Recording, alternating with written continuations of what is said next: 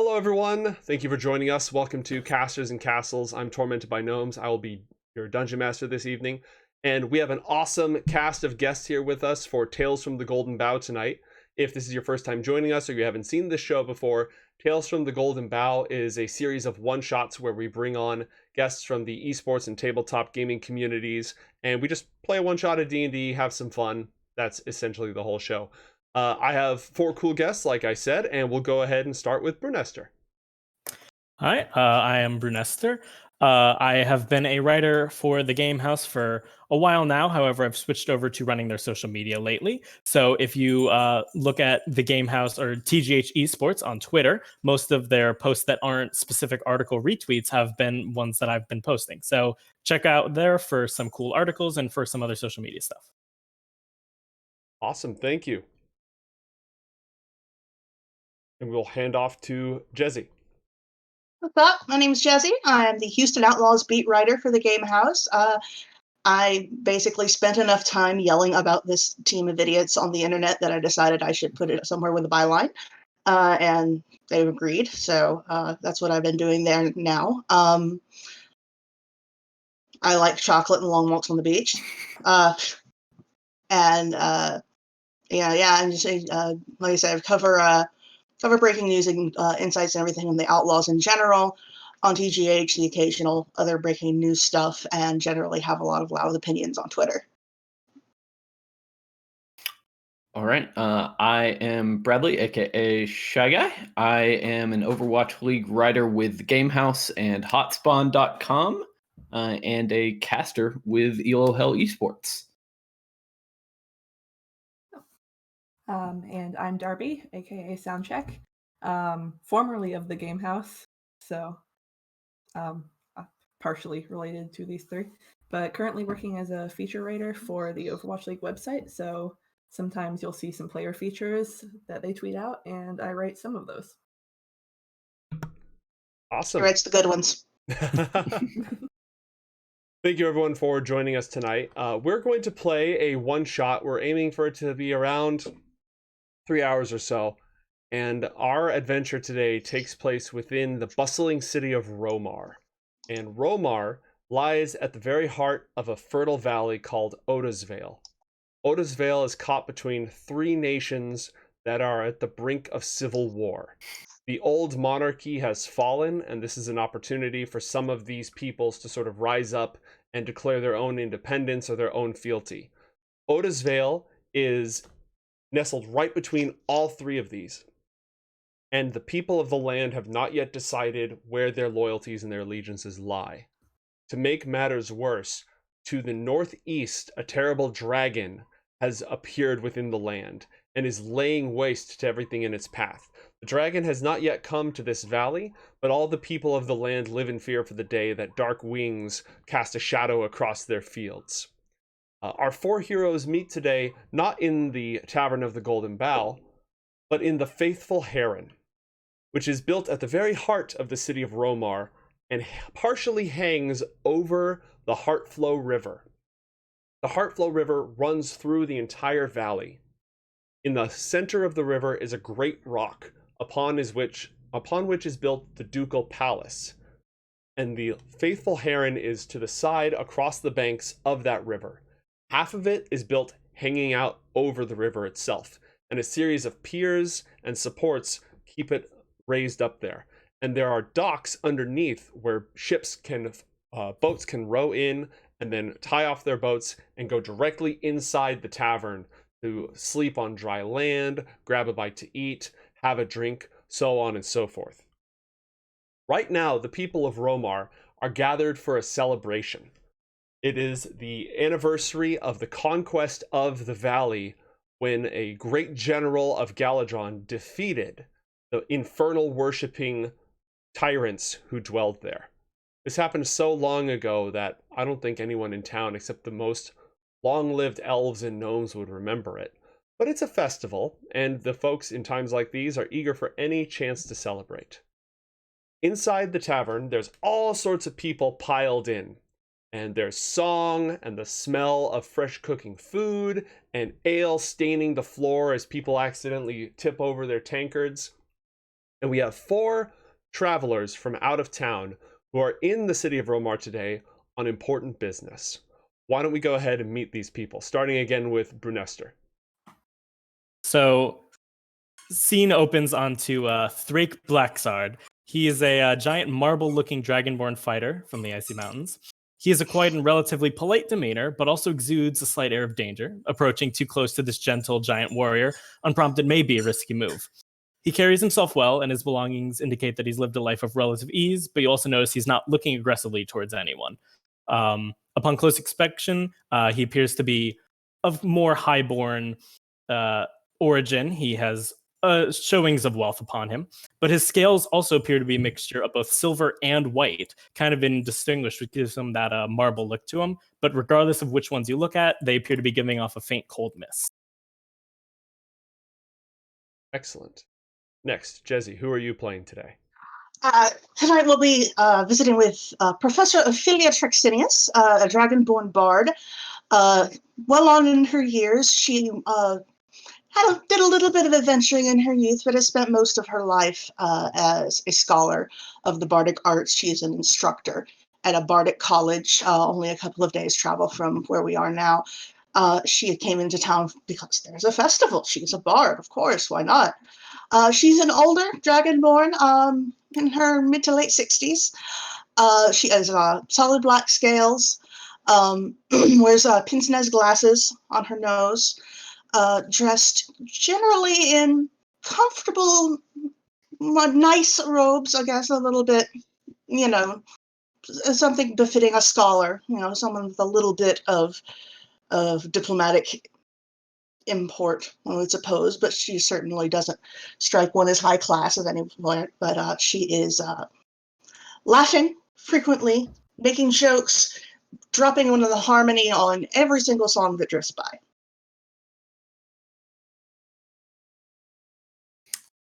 All right.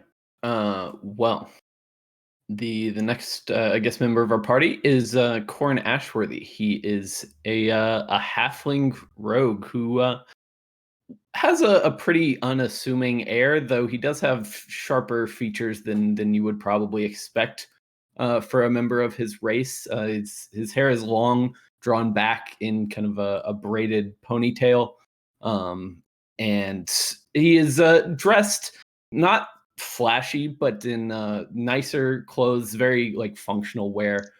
He is a rogue who prefers to deal in information rather than in coin or artifacts.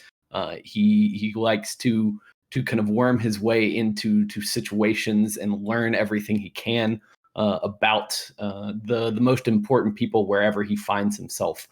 Constantly on the run because he kind of ran afoul of some people after overhearing a conversation that wasn't meant for him. So he kind of keeps to himself as much as possible, tries to keep a low profile, but just keep an ear open at all times. All right. So rounding out this little group is Amon, Fire Drifter, a human wizard who is currently sitting at a table by himself, spinning a coin and not really paying much attention to the crowd around him, even though you would think the clamor of the other regulars would get his attention. It's almost like he's talking to someone or maybe communing with someone, but it doesn't seem like he's speaking. He's currently half hidden behind a pretty bulky cape, thinking about his last mission. He's a former enchanter who kind of turned himself into an explorer when he realized he could make more money and learn more that way. So he's currently between contracts, but he's got brought into town, as many have, by the fact that it's a festival. Everyone likes festivals. The 4 of you, aside from the festivities and the rich and powerful patrons who come through and the wealth of knowledge and information and gold flowing in a city this large during a time of festival, are pursuing a lead that you acquired on your last adventure. You found a mysterious map written in glyphs that you've never seen before, that don't resemble any known language. and the only clue that you had was to seek out the war mage Volmar, who trained in the war colleges of Dagal far to the west. He's supposed to live in this town, and he has a fine house just outside the Ducal Palace, but when you arrived in Romar, you found that Volmar is missing, or at least not about, and none of your attempts to locate him have had any success. You have, however, heard that there may be other people or resources in town that could help you decipher this map. Though a lot of you are strangers, you've come here from distant lands, you don't really know the who's who or the what's what of the city. But the Faithful Heron does seem to be a hubbub of activity, and there's a lot of people bumping elbows here. If you play your cards right, you may be able to find the resources you need to decode the map and continue your adventure. Before we get any further, however, chat has already spent some channel points to grant one of you inspiration. So I'm going to roll 1d4. Correctly, because I'm a professional. And all right.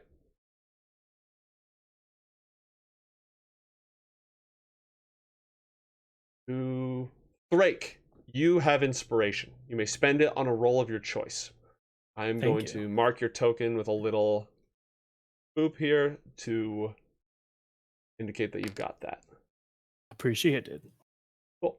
So you may invoke that on any roll. You're allowed to use it after you make your roll, but before you know whether or not your roll was successful.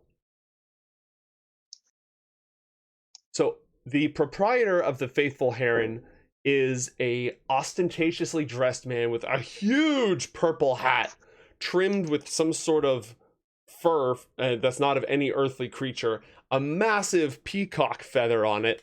He hobbles about his tavern on one leg, and he'll tell anybody who wants to about the story of how he lost the other one and all of his sailing exploits. Prejudice is known, and even if you aren't from around here, you can quickly tell that this is a man who loves company, loves telling stories, doesn't love details, except in so far as they're grandiose. He's wandering around the tavern, making sure everyone feels welcome, making sure that nobody is going thirsty, and there are groups of people in sort of 4 different corners of the tavern at this point. First, there's the stage, where jugglers and jesters and poem readers and war dancers and singers and musicians are all trying to entertain the audience, and they leave either under a hail of coins or a hail of broken objects and boos and jeers. In another corner, all the strongest mercenaries, soldiers, knights from out of town, and hired mercenary, well, the knights would probably be up at the fancy party, but everyone who is, and farm workers and such, everyone who thinks they've got some muscle are participating in an arm wrestling competition.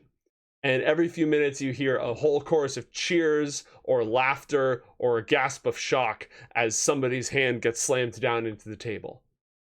Over on the other side, there's a dart throwing competition where people are wagering a few coins here or there or a drink and then seeing who can just hit a standard dartboard on the wall. And then finally, it's not all dwarves, but there are a lot of dwarves over there. There's people just lining up beers and going for a drinking competition. Chug, chug, chug, chug.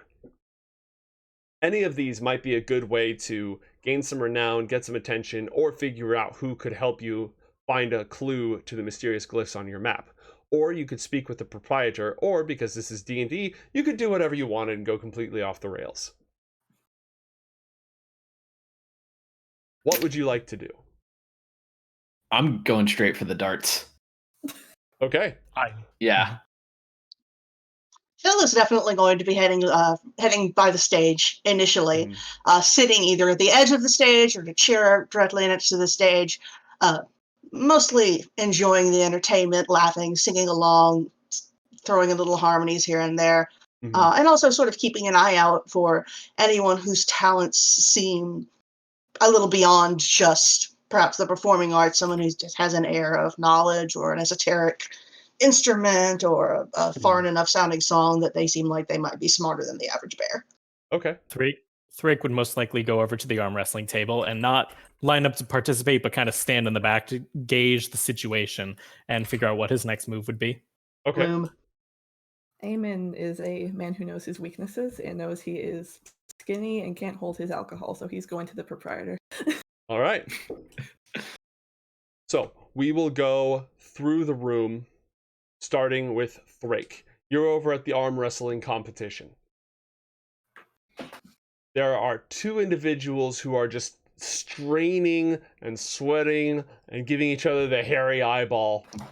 One of them is missing an eye and carries himself with this sort of upright, very proper posture and a warrior's stance, but is having a lot of trouble against an old, grizzled, covered in dirt with a couple of twigs sticking out of his beard, half-elf, who's clearly toned by years spent in the wilderness, and the two of them are in a deadlock right now, and you can see coin changing hand on either side as people take bets. Drake would just kind of walk over and say, 5 gold on the half elf over there. All right. You throw down 5 gold, a couple of people take your bet, and I should do this in the super secret rolling area.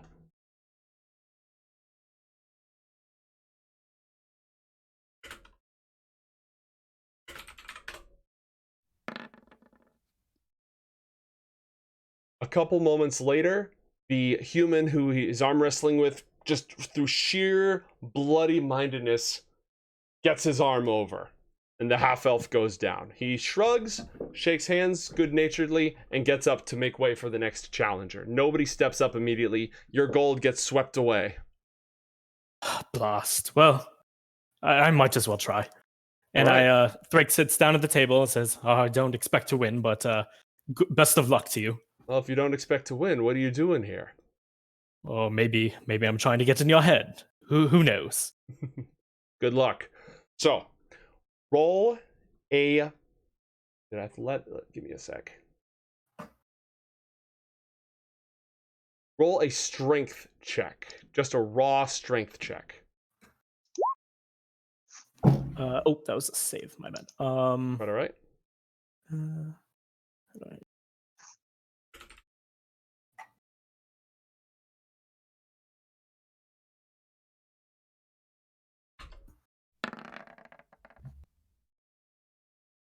13. All right. I got an 18 on my roll. You're starting to lose ground, but you're not there yet. Go again. Ooh, a modified 20. Ooh, 2 dirty 20s. The two of you are in absolute deadlock. And let's see, you're a samurai, right? Yes. Okay, roll an insight check for me. All right. Insight. 15. That's not bad at all. Your opponent is single-mindedly focused on victory. His stance and positioning indicates that the two of you are of a similar bent in terms of your background and the way you hold yourselves in combat, and it's maybe some of the things that you believe in about what makes a warrior and what a warrior's role is. But he's also just ready to rage, ready to tilt immediately if he loses. He does not want to lose at all. He's taking this a little seriously. Go again with a strength check. Can I roll a strength check but intentionally fail? Absolutely. All right, I would like to look like I'm trying to throw the final one. All right.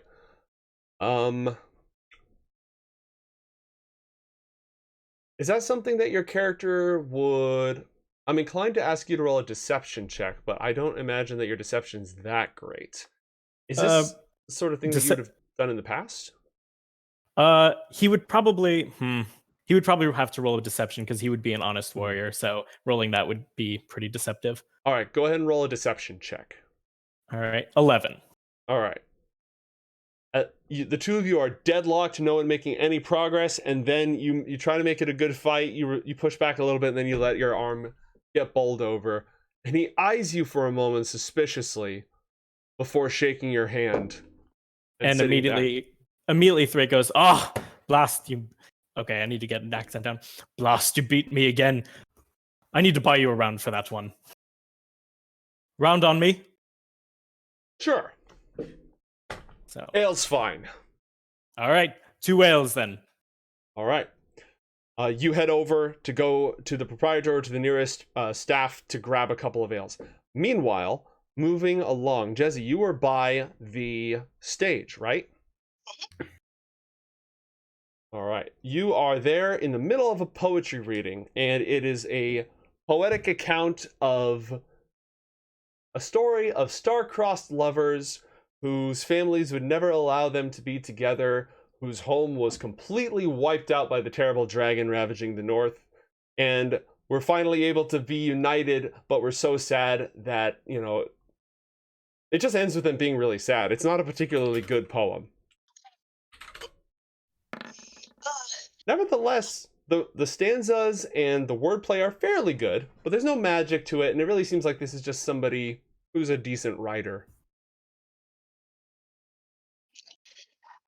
Ophelia applauds politely. A little enthusiasm for a fellow artist. And it takes guts to get up into front of a crowd this size, and we'll toss a few coins onto the stage. Speaking of coins, we had chat wanted to hand out some treasure to the party. So, give me a moment. We'll see what that looks like.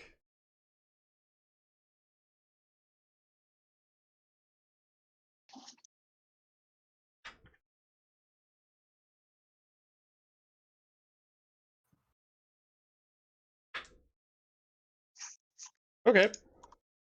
The party acquires 12 gold pieces. Any creative ideas as to how that might have come about?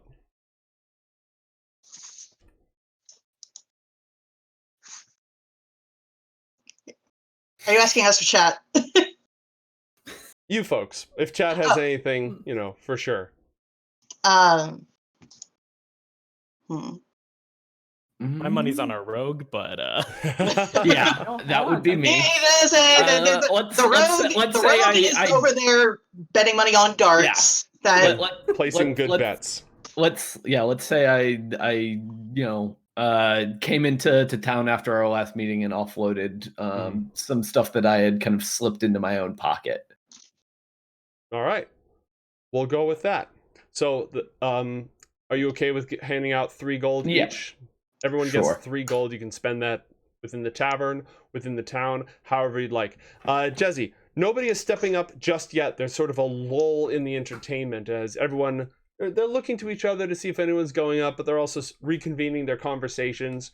When you're at a bar and the set ends and you can actually hear yourself think, so you start catching up with each other before the next set starts.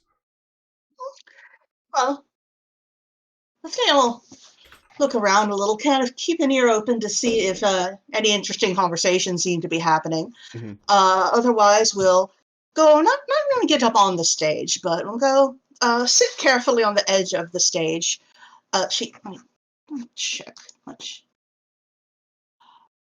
She has a pan flute in her sack that she'll rustle around and pull out, and sort of gently start playing a little background tune, something very simple, about a step up from a nursery rhyme. The fantasy equivalent of a cute pop song or something like that. Okay, a folk song. Yeah, a little folk song. Nothing complex, and not quite up on the stage performing, but just as much entertaining herself as anything else. Okay, roll a performance check.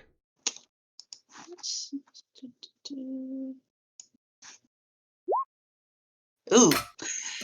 Okay, well, I mean, that's good enough for room music, right? It's not drawing any heads, but it's accomplishing exactly what your stated intention was, which was to just provide some background music for everyone without attracting too much attention. You are quite successful at that.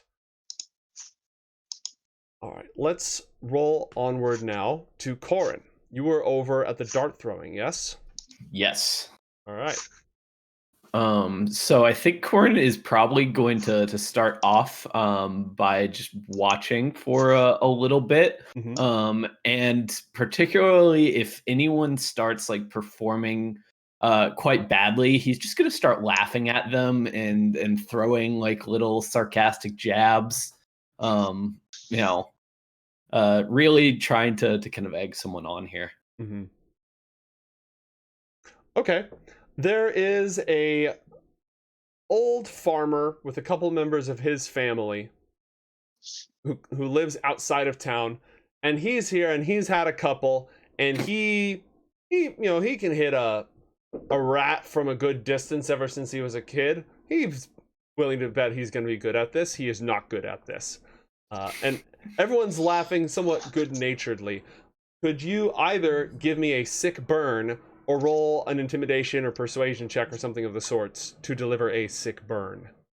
Yeah, let's I'll roll a persuasion check here. All right. 24. 24. Oh my god. Roll for birds. I don't know no what you idea. said, but I felt it over here. Yeah, exactly. It can't be repeated on broadcast television, whatever it was. It was that The music all just stops and like Yeah, it was way too personal. Mm-hmm. Ophelia didn't know that a pan flute could do a record scratch, but here we are.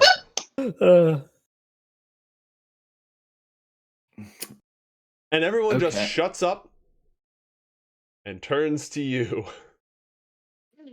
Everyone is staring at like a 3'5" halfling right now. So I'm going to try to play this off now because I realize I've probably overstepped. That tends to happen with Corin. You thought you were somewhere here and didn't realize you were more like here. Yeah. So I'm going to try and signal to like the barkeep another round for the gentleman here. He's provided such great entertainment. And I'm gonna go up and try to play it off and maybe offer some tips on how to handle this, or how to better approach a game of darts. Okay. The farmer appears to have a little bit more social status than it initially appeared, especially amongst fellows who are all accompanying him, men and women from outside of town who work the fields. And they're suspicious of you, and they're muttering to each other, but they're drinking your ale. They are absolutely drinking the ale as it comes out. And the farmer, whose name is Bough, doesn't seem inclined to be taking tips from an out-of-towner, regardless of how good he may think he is. You can do a couple things here. You could roll persuasion to just try to talk through it and smooth things over, or you can provide a demonstration. I'm definitely going with that. I am going, as soon as I get my hands on the darts. Well, first I'm going to drag over a chair that I can stand on, so I can presumably get to eye level with the dartboard. But as soon as I get my hands on the darts, I'm actually going to start trying to kind of like play around with them, almost like juggling them a little bit, like doing some little like flips with my hands, some like sleight of hand type stuff. And I want to be as like casual as possible about this in the way that I throw it. And I turn to him and I say, here's the thing you got to remember. It's all in the wrist. And then I, like, as I'm still looking at him, flick one right at the dartboard. All right. Unless you have a special ability specific to this, roll a sleight of hand before you make the shot for cool, dart tricks. Okay.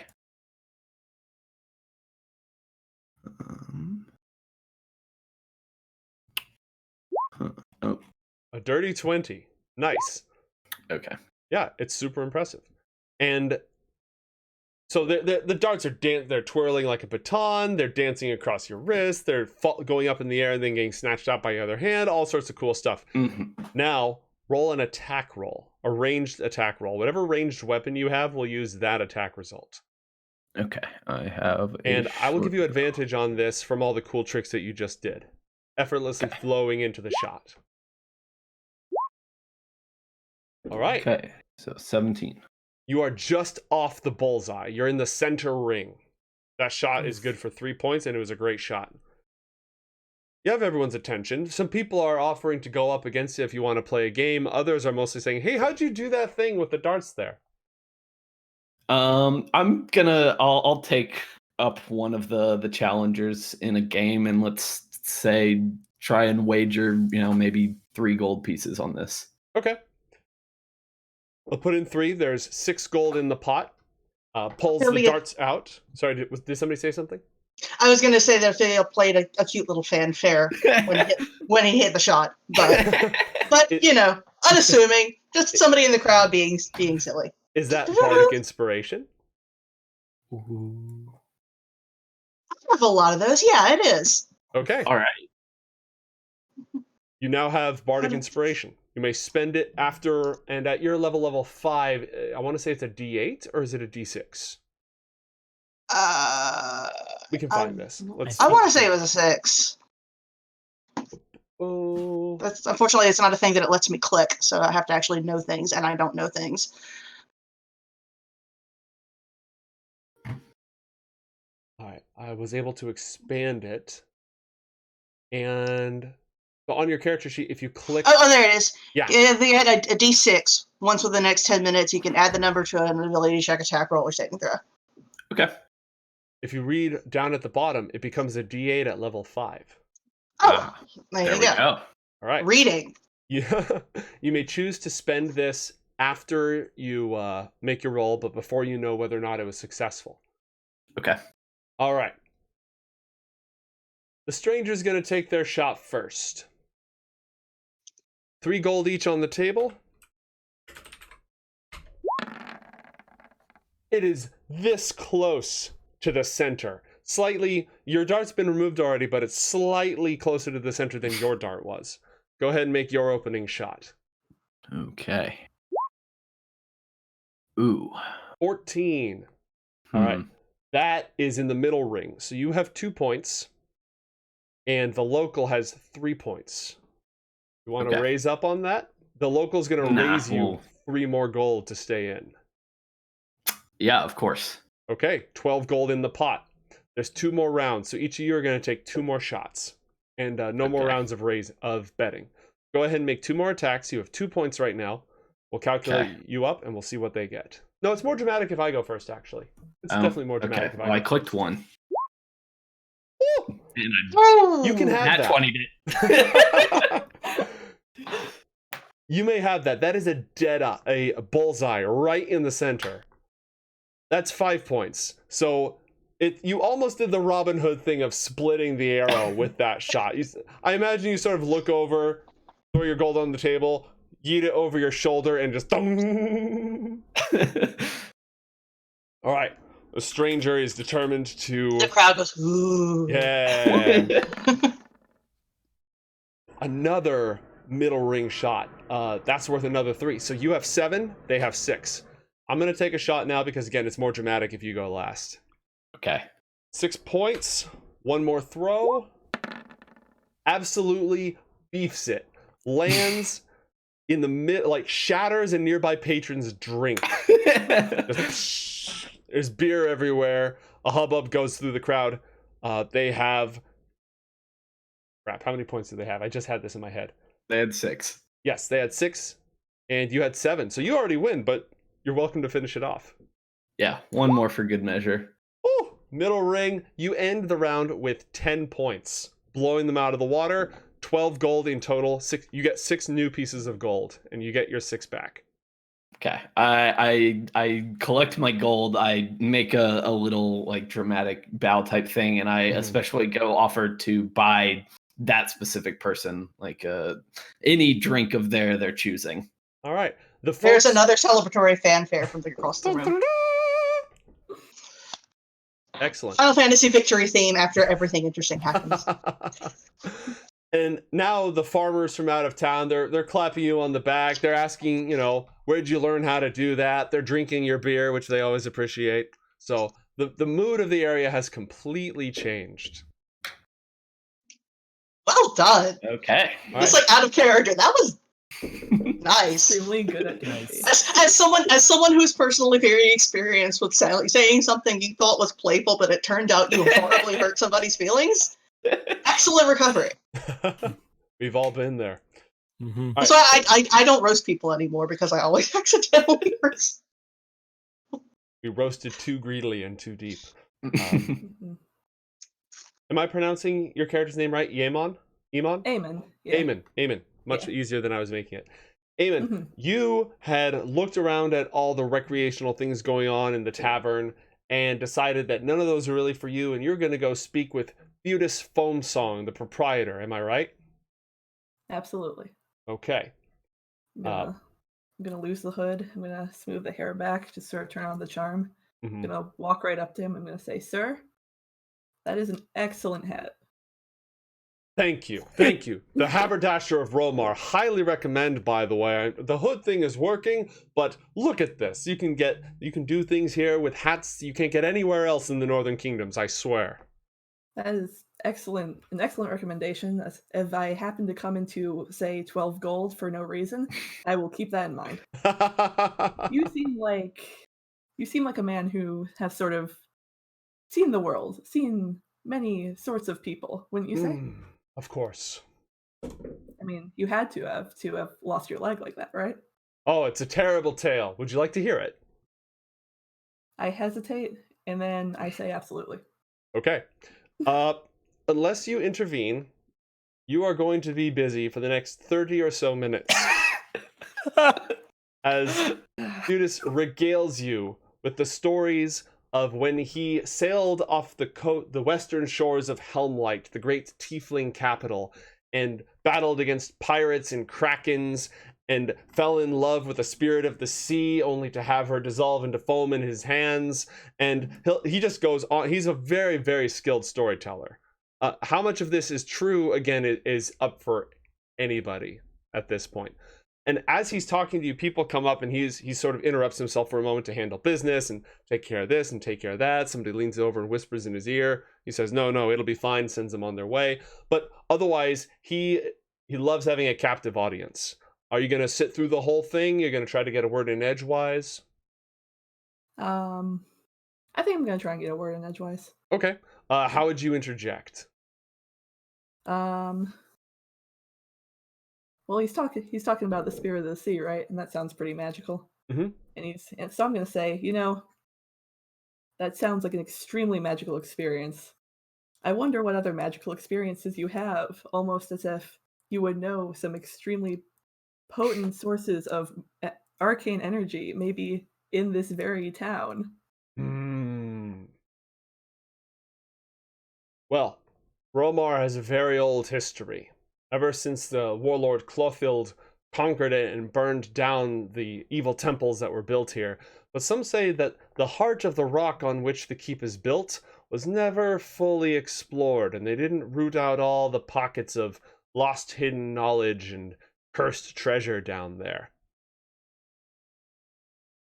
That is very enticing. I'm not really sure what to do with that information, but it sounds important. Quite all right. He will also mention that the Duke and Duchess, the Duchess and the Duke, are. All right, you're asking about magical information. The Duchess and the Duke have locked archives of scrolls and tomes of ancient knowledge. There's that mage Volmar, but he's out in some sort of business, and you couldn't pay me enough to go poking about his tower unattended. He almost mentions somebody else, but then sort of scowls and thinks better of it. And then he's going to ask you what sort of magical phenomena you've encountered in your travels. Well, I'm happy you asked. I've seen quite a variety of things. I've seen an extremely interesting pendant one time that I once heard was imbued with the captive spirit of a demon. And I don't really remember much about it. I remember sort of, let's say I might have tried to retrieve it, and I may have blacked out for a little bit, so I don't really know what I encountered.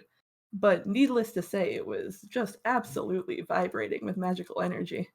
Most of the time, the experiences I've had like that involved vibrating with tankard after tankard of ale rather than a pendant of magic, but that's neither here nor there. I respect that. That's probably a more interesting kind of tingle, I must say. Well, if you do have more questions, the Duke and Duchess are holding a grand feast.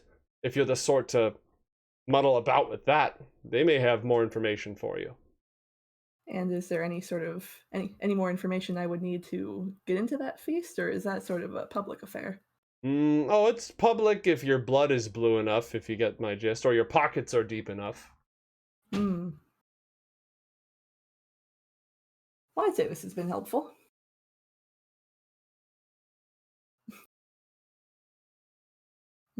All right. I'm going to give Jesse one more shot. Is there anything that you'd like to do since we left you sort of playing your flute? Everyone else has done something. I want to make sure you have a chance. Background music. Philia will definitely, obviously notice the proprietor telling this grand story and probably stand up and sort of sidle off in that direction just to listen to the story because she loves stories. Stories are fantastic.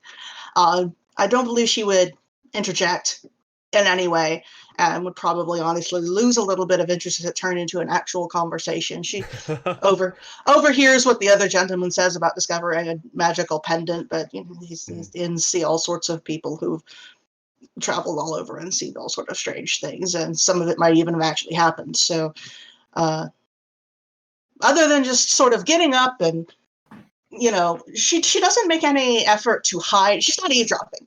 She's not making any effort to hide the fact that she is paying attention to the conversation. The proprietor does not seem as though he would mind that. So she is simply sort of, within a few feet away, hanging out and going, listening to the story with rapt attention in that very indulgent little old lady sort of, oh yes, dear, that would happen next sort of way. She's very intent and appears to be enraptured by the story and sort of listening as the conversation goes on, but not making a move to interject or anything like that, just listening to what's going on. And eventually we'll probably again drift back to the stage and again try to keep an eye out for anybody that's doing anything interesting. Perhaps I'll talk to that poet from earlier. Make small talk, but not very much. She's mostly just keeping her ears open and trying to get a lay of the land right now. All right.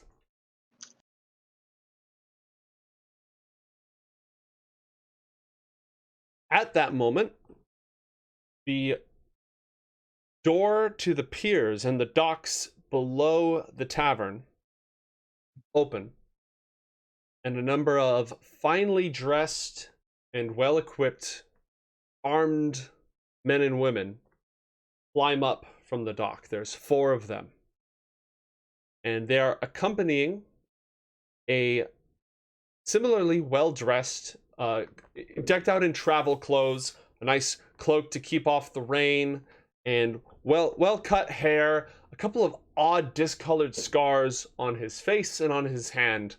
And as this man enters the tavern, the air in the room changes somewhat, and a whisper runs around.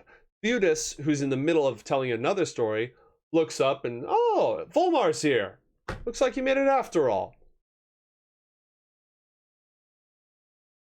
Volmar, the war mage, makes his way to the center of the tavern. And who is speaking with Prejudice right now? I believe it's Amon and Ophelia, right? Yeah. Okay.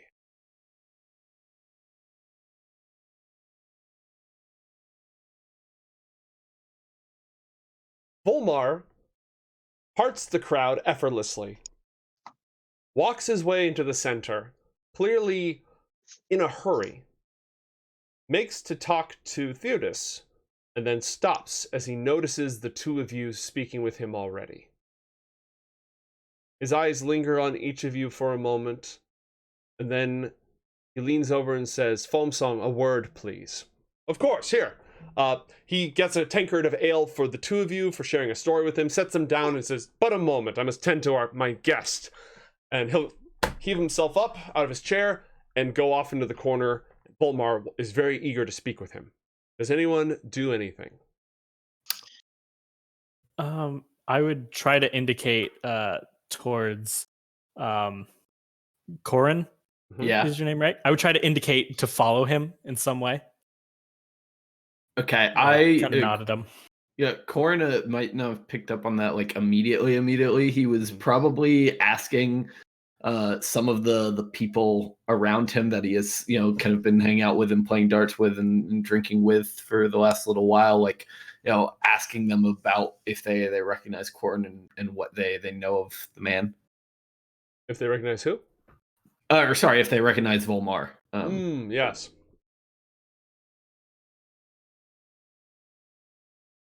Lily will gladly take the drink that she has been offered and sit down next to the charming young gentleman who was also speaking with our friend earlier. Mhm. And they said, "My, that was certainly a story and certainly a hat, wasn't it? It really was. Goodness." Amon And wants what's... to. Go ahead.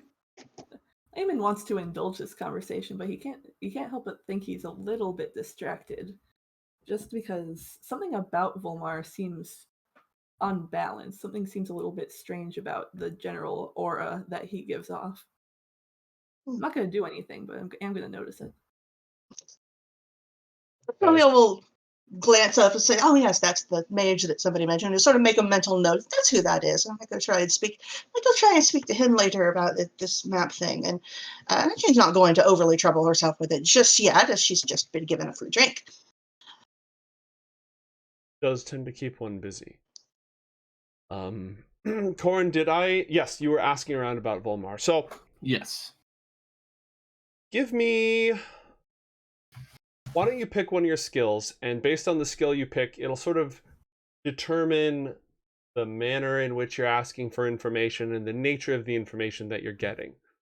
Persuasion, for example, is just asking folks to open up and how does he get along with other people. Insight is looking for things that may not be immediate obvious, or hints about how everyone might might actually feel about him. Any other skill that you come up with that would be relevant will shed different sort of light. Okay. I think I'm just gonna go with persuasion. I just want to get a general sense of him and what people think of him in general. Okay. Volmar's fairly well thought of in the town. He frequents this tavern. I don't know if friend is the right word, but he's definitely a frequent patron, and he spends a lot of time talking with Theodos Foamsong, the proprietor. He's got some money. It's supposed to be a military stipend or something back from when he was he was a war mage. So he's not rich, but definitely has a nice home inside the town walls. He's been invaluable in the defense of the city. Anytime that the Duke and Duchess or the Master of the Guard or the General of Romar need advice on some sort of magical threat, he's always available to provide insight. He's polite. He's always extremely polite as much as possible, very big on etiquette. And he doesn't have a lot of he knows a lot of people in town, but he doesn't have a lot of close relationships with people in town. He's a fixture, though. He's been around for a while. Okay. At this point, I think I'll have seen like the kind of signal from Thraken pick up on what he was trying to get me to do. So like, I want to see if there's any way to kind of sneak up on them or like follow them. I don't know where they're standing, but is there anything I can hide behind and get like relatively close to them? Yeah, absolutely. It's a crowded tavern. There's furniture everywhere. There's patrons everywhere. I'll let you make a stealth check. No trouble. Okay. Wow, you're on fire today. I am very stealthy. Wow. I am very stealthy. And very small. Yes. Yeah. So you pretty easily managed to blend in with the crowd. Again, it's a crowded night. There's a couple of folks dancing. It's loud, it's noisy. Waitstaff is carefully weaving their way between all the tables, so on and so forth. So stealth is not a problem. Why don't you give me a perception check to eavesdrop? Okay. Perception. Okay. 9. There's the bad roll. The Volmar is speaking in hushed, clipped tones. He's clearly no stranger to this sort of conversation. The only things you're able to glean mostly are Theodis's voice is a little bit louder, though also subtle. You hear the word dragon, and you hear the word spies. All right. Corin does still have that bardic inspiration die? Because I don't think he used it. I mean, yeah, if that still lasts as long as this. Yeah. Well, he said 10 minutes, was it? So I don't know Okay. if Yeah, it's that's So fine. yeah, time or- I'll add a D8 to that perception check. Do /R space 1d8. Okay, so 13. 13. Okay. All right.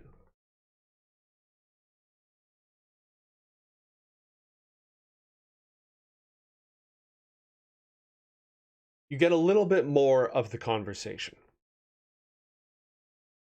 You hear, essentially, Volmar was just on an expedition or mission of some kind. Something that Theodis knows, but they want to keep quiet. He believes that there are spies here working for the dragon. And he thinks they're in the tavern right now. Theodis is a little bit confused about this, since when does a dragon need spies? It's a great fire-breathing dragon, not a head of state. But Volmar insists that the dragon has followers, they are working to undermine us, and they are here right now.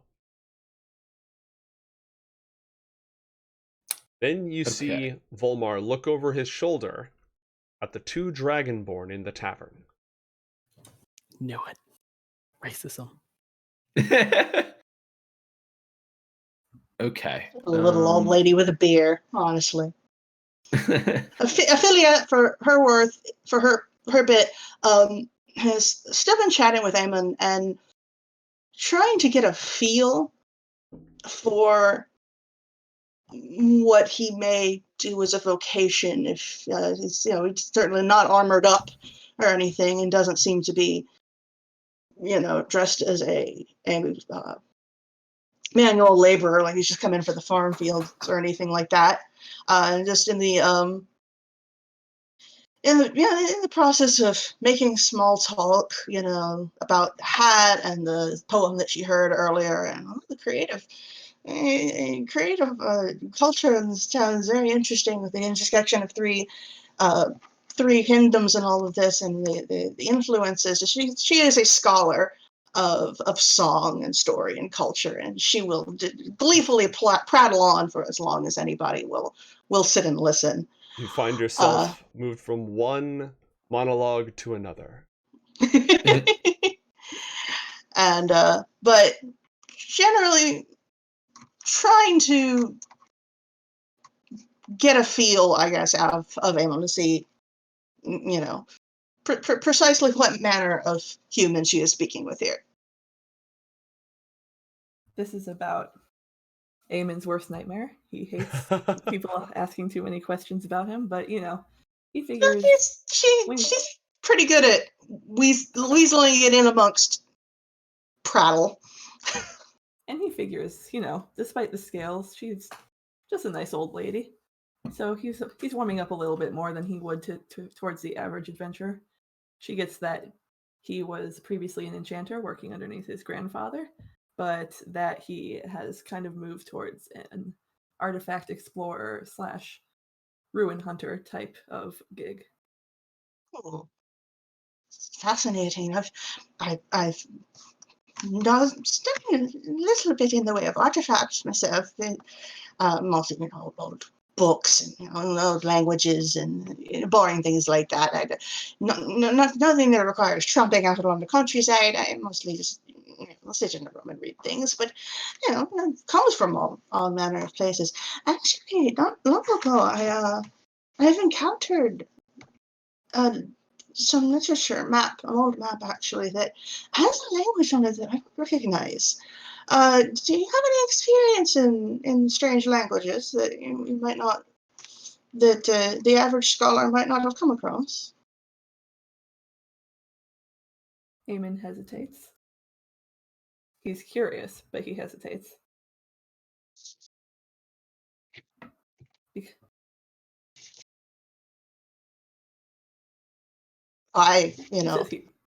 says he might. It would depend. Yes.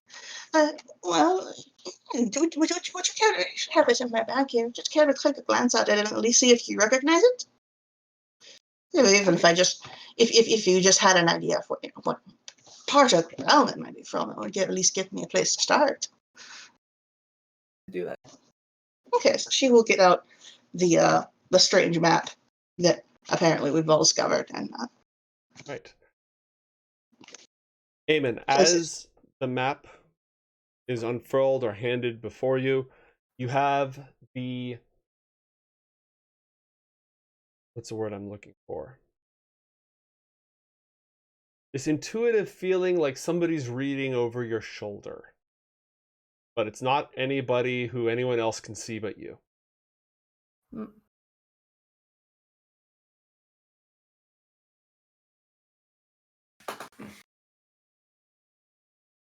And Amon, out of character, are you on speaking terms with Penumbra? Do the two of you converse frequently? Do you have a working relationship or understanding of each other, or is it still rather mysterious? We're on speaking terms. It's pretty chill. Okay. I'm not actually sure I explained that in my intro, if you wanted me to now. I don't know that would be public knowledge. I mean, it is now, but it doesn't have to be any more out. It could be player knowledge if you'd like, or it can remain your knowledge. For now, it'll remain my knowledge. All right.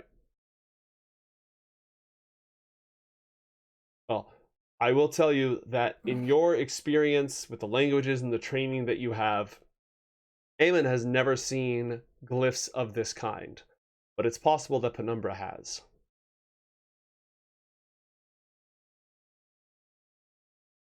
Hmm. Can you roll an Arcana check for me, assuming that you're proficient? Yeah. Sorry, I gotta go back.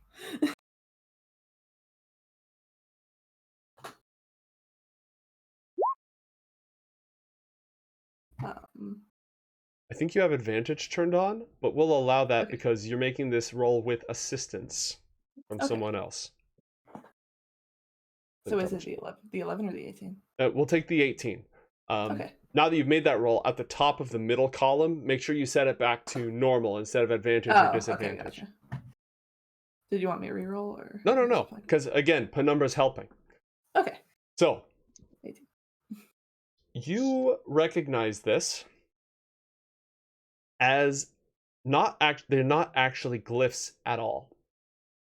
It is a form of shorthand that has both astrological information, so the movements of the stars, and a grid of the ley lines of the world and where they flow and how the two interact with each other.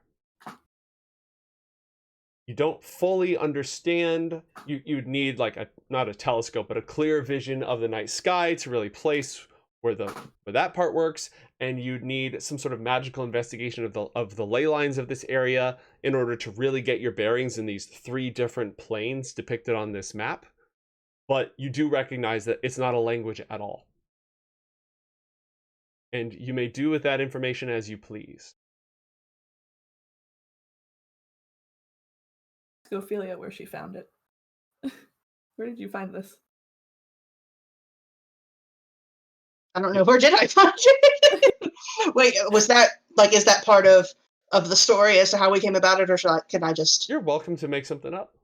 Yes. No, I was visiting an old friend of mine several days' time on the other side of here from the college where I'm an instructor, and just spending some time in the library waiting for him between courses that he was teaching, and they had a collection of old archives that had not been sorted through yet. And I'm a nosy old bird, and I just poking around in it, and nothing really struck me except for the fact that I didn't recognize it. I speak several languages, I can speak Elvish, and if you think it's, and even the languages I don't speak, I certainly know the writing when I see it, and it just struck me as odd, and nobody else in the building seems to know what it was either. And and building with that many people who study languages, and you find a language nobody knows, that's intriguing. I thought I might have a little mystery on my hands. That was all. I heard of the war mage here that has a summer now. I thought there was going to be a festival, and everything just lined up, and I needed the vacation anyway. Anyway, like I said, I just came across it, and I don't even know where to start asking anybody about it, or well, to be prattling on at any rate. That is where I came across it. It's just stuck in the back room of a library.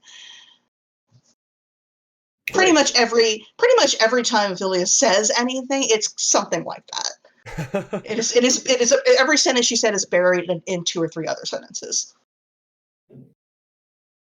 Thrick, you would have noted. Obviously, you noticed Volmar's entrance along with his armed guards, and you noticed you've got a good position from where you are to at least see everything going on in the room, and you do see Volmar glancing over at you and at the professor. You don't immediately read any sort of hostile intent, but it's not too much of a leap of imagination to think that you might be the subject of discussion. There's also... Do I know? Go ahead. I was just going to say, do I know if there's any prejudice towards Dragonborns in the area, like as a kind of fact, or... Dragonborn are extremely rare in this area, but there's no inherent prejudice against them. There's lots of marvelous folk in this world, and people know that you can encounter creatures and people from all sorts of different places with all sorts of different appearances and lifestyles. So Dragonborn would certainly be unusual and perhaps a topic of discussion, but they wouldn't face any direct prejudice. Enough so that it would be noticeable that there are 2 in the inn at the same time. Yes. Yeah. Okay.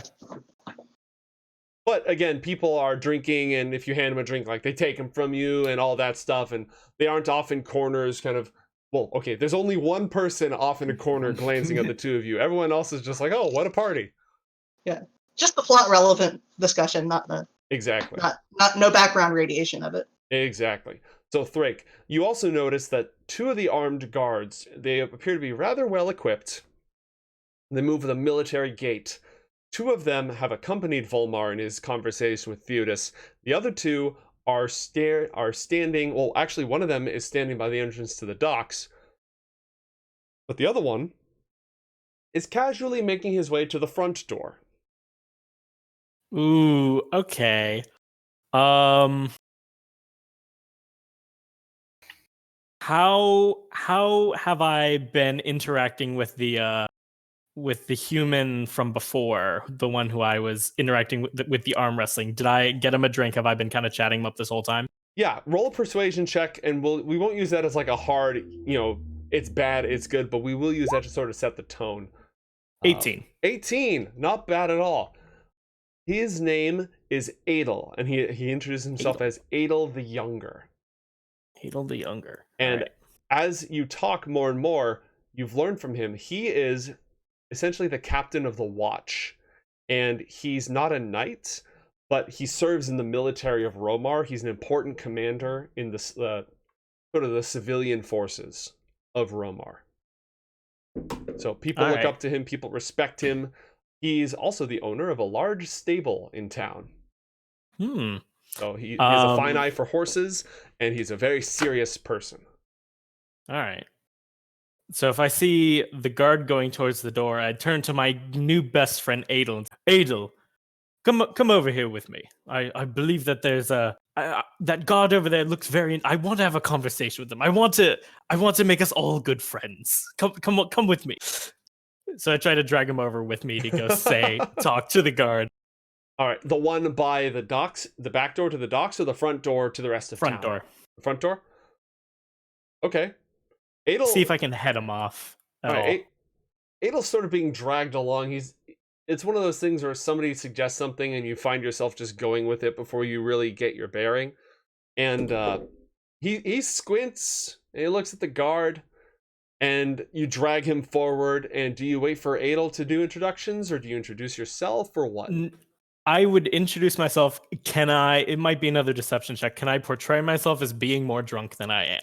That will be a deception check. Okay, I'm gonna roll a deception then. 18. Wow, we don't miss. Yeah, you got a little bit of a stumble in your step. You're selling it pretty well. All It helps right. that folks around here are not familiar with Dragonborn, so like it feels to you like it's a very exaggerated movement, but for everyone else, it's just believable and they buy it. All right. Also, I might be losing audio, so my computer might crash in a second. We'll have to see. Yeah, But you I do can appear still to be a hear little you for now. choppy. All right. For now, I will just say that and if I go out, you can go to someone else. But for now, I will say that he interacts like, "Hello there, me and my friend here. We just wanted to know a lot more about your employer. We've heard he was an interesting man who has many tales, and we'd love to hear all about them." Okay. The guard looks at you and looks at Adel, and Adel just shrugs as he's being swept along with this. And you don't really detect any sort of familiarity between the two. They might be complete strangers or only recognize each other on sight. So this is a very strange and awkward situation for the both of them. But the guard is polite and stands up quite straight and will say, "Well, you clearly aren't from around here. Where are you from, friend? What's your name?"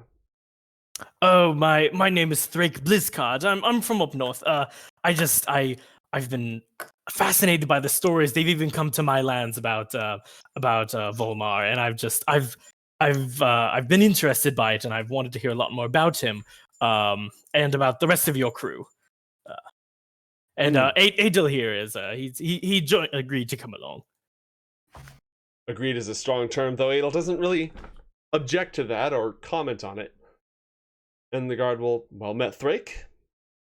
My good sir Volmar is a war hero and a decorated veteran, and it looks like the prophecy has been fulfilled, and we've all switched." I'm back though. I'm back. Oh! I'm back. Oh, Hey! Okay, that was correct. Hey. The prophecy has been averted. Yes. All right. So I was a little losing it at the end there, but I think I was saying that I was trying to just be chatty and kind of prevent him from going towards the door to block us off, because I think I had a sneaking suspicion. So he's just trying to chat up the guard, basically like, "Oh, where are you? I've heard all about the stories. I'd love to hear more about them. If Volmar's going to come back up to the main room, I can wait around here for him." I'd be happy to introduce you if you'll come right this way.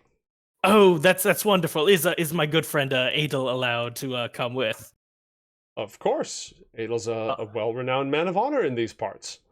Oh, I didn't even. Oh, I'd forgotten Adel. You scamp, you. All right, let's go. Adel, who is completely bald, rubs his head and gets dragged along again. Just continuing. Everyone's looking around and they're seeing basically this general of the town being carted about by this gregarious dragonborn to and fro. How tall is Adel, by the way? Do I have that information? Let me see. He is just shy of 6 feet.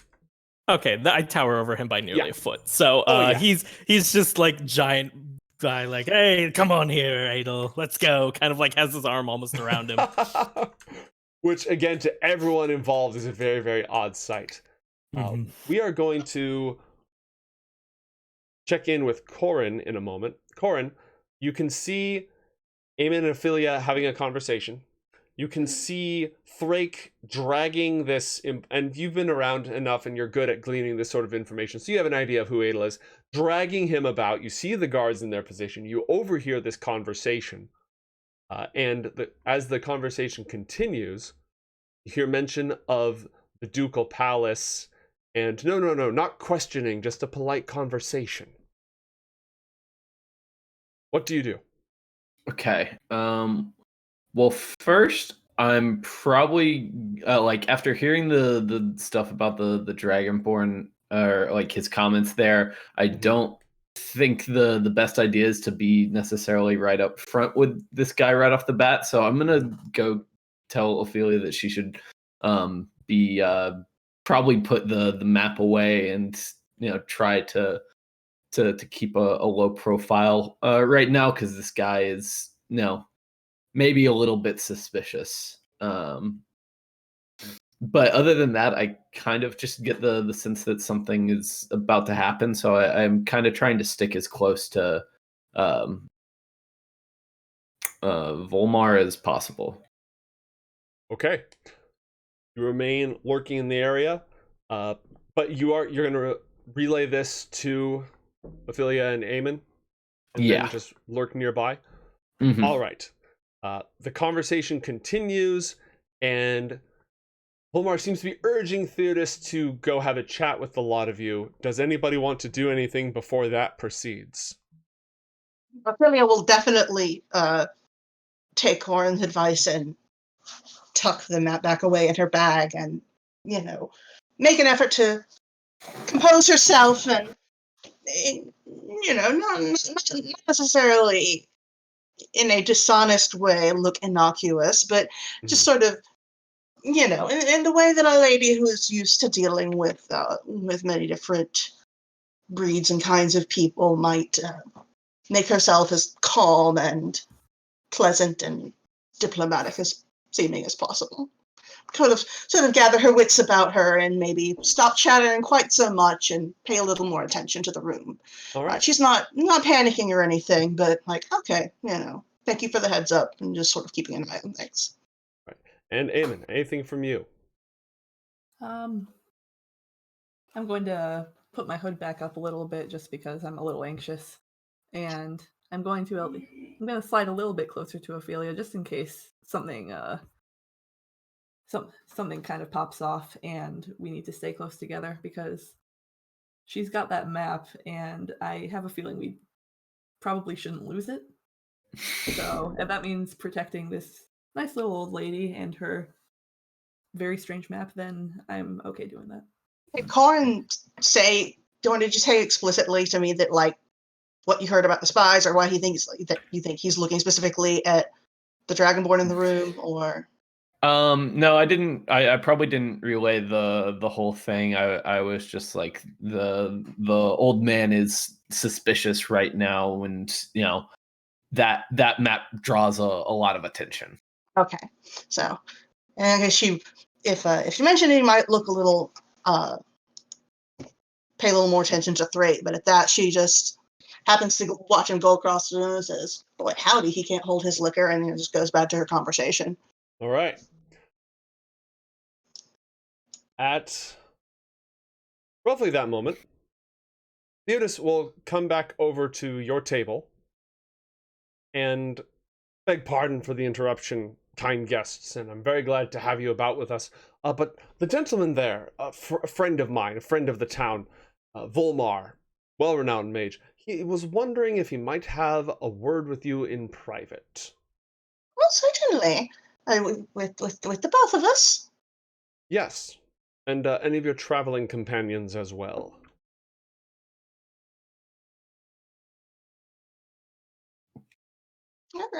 Certainly, of course. She'll stand up and straighten her robes and, make herself presentable and guide to follow Theodos, to wherever we're going to go chat. And all this, no reason to be suspicious of anything at all. Of course not. Just keeping an eye on things, but, not going to act, no reason to act suspicious until, you know what you're being suspected of. Well, don't let on. And Amon, are you good to go along with it? Good. Do we need to rescue our not drunk Dragonborn friend over there? Is he coming with us? Or? He seems to already be on his way to Volmar. Right. That's a little strange, but I'm not going to question it. I go with Ophelia. All right. As the two of you arrive, the two of you are en route, and Corin, you see this interaction. After we talk to you, we're going to cut over to Thrake as he intrudes upon Volmar, and then we're going to move on from there. So, Corin, anything from you first? No, not really. At that point, I kind of see where this is headed, so I'm kind of okay with it. All right. This is why we came here.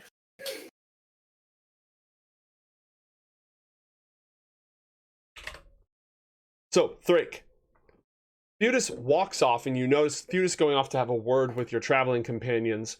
Volmar and his 2 guards are left behind the bar where they were waiting.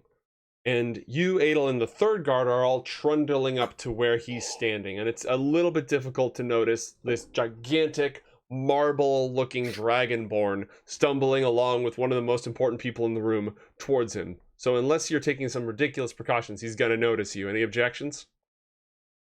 Nope. All right. He gives you a look and a nod as you draw close. And the guard mutters over to him, explains a couple of things. And Volmar says, "It's a pleasure to make your acquaintance. Sir Thrake, it was?" Yes, Thrake Blacksard. Yes.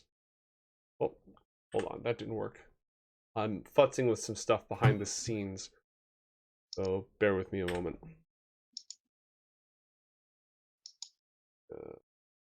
Item.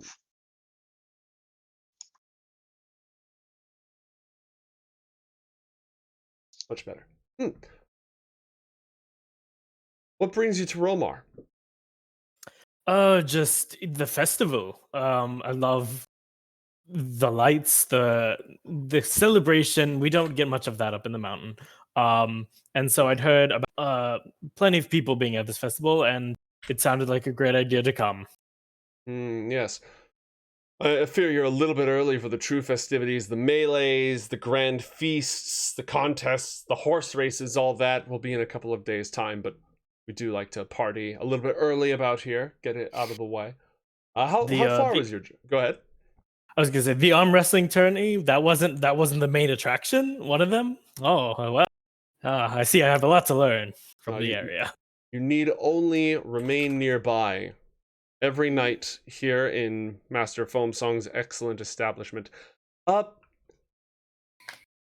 dare say, when you traveled through the Northern Kingdoms, have you been involved in the troubles between the 3 lands at all? No, I usually don't. I'm not into politics around here. I just try to stay up in my just up in the mountain ranges. Usually, try not to come. Most of our kind, obviously, you don't see too much Dragonborn in these parts, but most of our kind try to stay secluded from the rest of non-dragon society. Yes, I would imagine so. I had just somewhat curious, actually, and perhaps would best be explained elsewhere, but I was hoping that you and your friends might join me at the Ducal Palace. An invitation to the palace? Interesting. I will have to ask everyone else what they think. I serve as Magister to the Duchess and the Duke, and my word carries a little bit of weight there, and I'd be happy to bring you up there and treat you to proper hospitality, if only I could have a few minutes of your time. Oh, that sounds wonderful. I would love to accept. I just don't think I'm in the right mindset to accept right now. Why don't we what you could tell me, what sort of things are you interested in hearing about? I'd love to tell you all about Dragon Society. At that moment, the rest of you, and Corin, you can just choose whether or not to be roped in on this. The rest of you arrive behind the bar, and you notice the guard by the docks entrance would stay where he is, waiting right there. So the lot of you approach. You see Thrake involved in a very obviously loud and drunken conversation with Volmar. Yeah, I'm going to try to stay hidden for now. All right, with that 20 stealth check, you're still very, very well hidden. Philia is going to focus, after overhearing a little bit of the conversation, really whether she wanted to or not, deciding that, Dragon Society, yes, absolutely. And perhaps that she may, it may be wise to present as kind and gentle and sober an appearance as possible. And she's going to wait to speak until she is spoken to or asked questions. And if Thrick wants to keep hold of all the attention, then he is certainly more than welcome to. All right. Amon's pretty much in agreement with that. He takes the hood back off just because he understands that it might be a good idea to look as non-suspicious and non-threatening as possible, and he flashes a smile at the guards who seem a little bit unimpressed. All right. Roll persuasion check.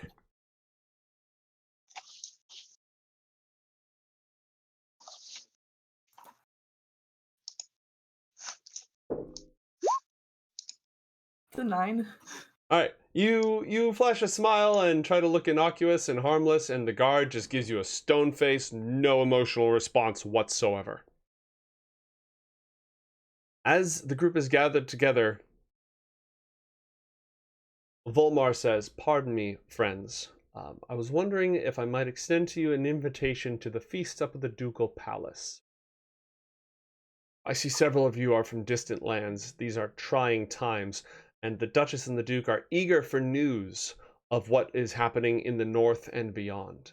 And if you'd only be willing to share what you may have seen or heard in your travels, I'm sure that they'll be willing to extend their highest hospitality to you. And perhaps aid in whatever you seek." Oh, it's quite the honor. I don't know, but it certainly sounds like a lovely time. And Ophelia giving, not so much agreeing as trying to lean into the innocuous little old scholar who obviously wouldn't see anything suspicious about this. It's the Duke, awesome, let's go to the party. And, used to hobnobbing with high society people when it's necessary. And, not necessarily giving an enthusiastic acceptance and maybe sort of letting others take the lead as to what to actually do, but, trying the best, basically trying to act like she's not at all suspicious of the situation. Right. You're not not actually trying to, not accepting on behalf of everybody else, but not, mostly just keeping the cover. Okay. Amon smiles at Volmar this time because his pride's a little bit wounded at his failed persuasion check. And he says, I would also be honored. I'm a little worried. I've just come in from the cold. I'm kind of thinking I'm a little bit underdressed. But, as long as they're not too put off by my appearance, I'd be happy to join. I have one nice robe. In my well, I don't know. It might be a little Drake just jumps in. Is Abel invited too? Abel is a valued vassal of the Duchess and the Duke. He has a standing invitation. Abel, perfect. You see just this look of despair wash over Abel. Oh no. He doesn't say anything, but he grits his teeth, and you get the impression there's little love lost between these folk. Abel is the dude that I usually am in real life in these sort of situations. Yes, the loud drunk people are deciding what's going to happen. And I'm just here. I feel for him. I'm feeling for Abel a bit. He will kind of grit out through his teeth. I'm sure that another mouth to feed at the high table would be an inconvenience. Oh, don't be so silly. Just bops him on it. Volmar cracks a smirk, tries very hard to restrain it, and says, "Of course he'd be welcome. I have conveyance of my own, if you'd all care to join me out by the docks."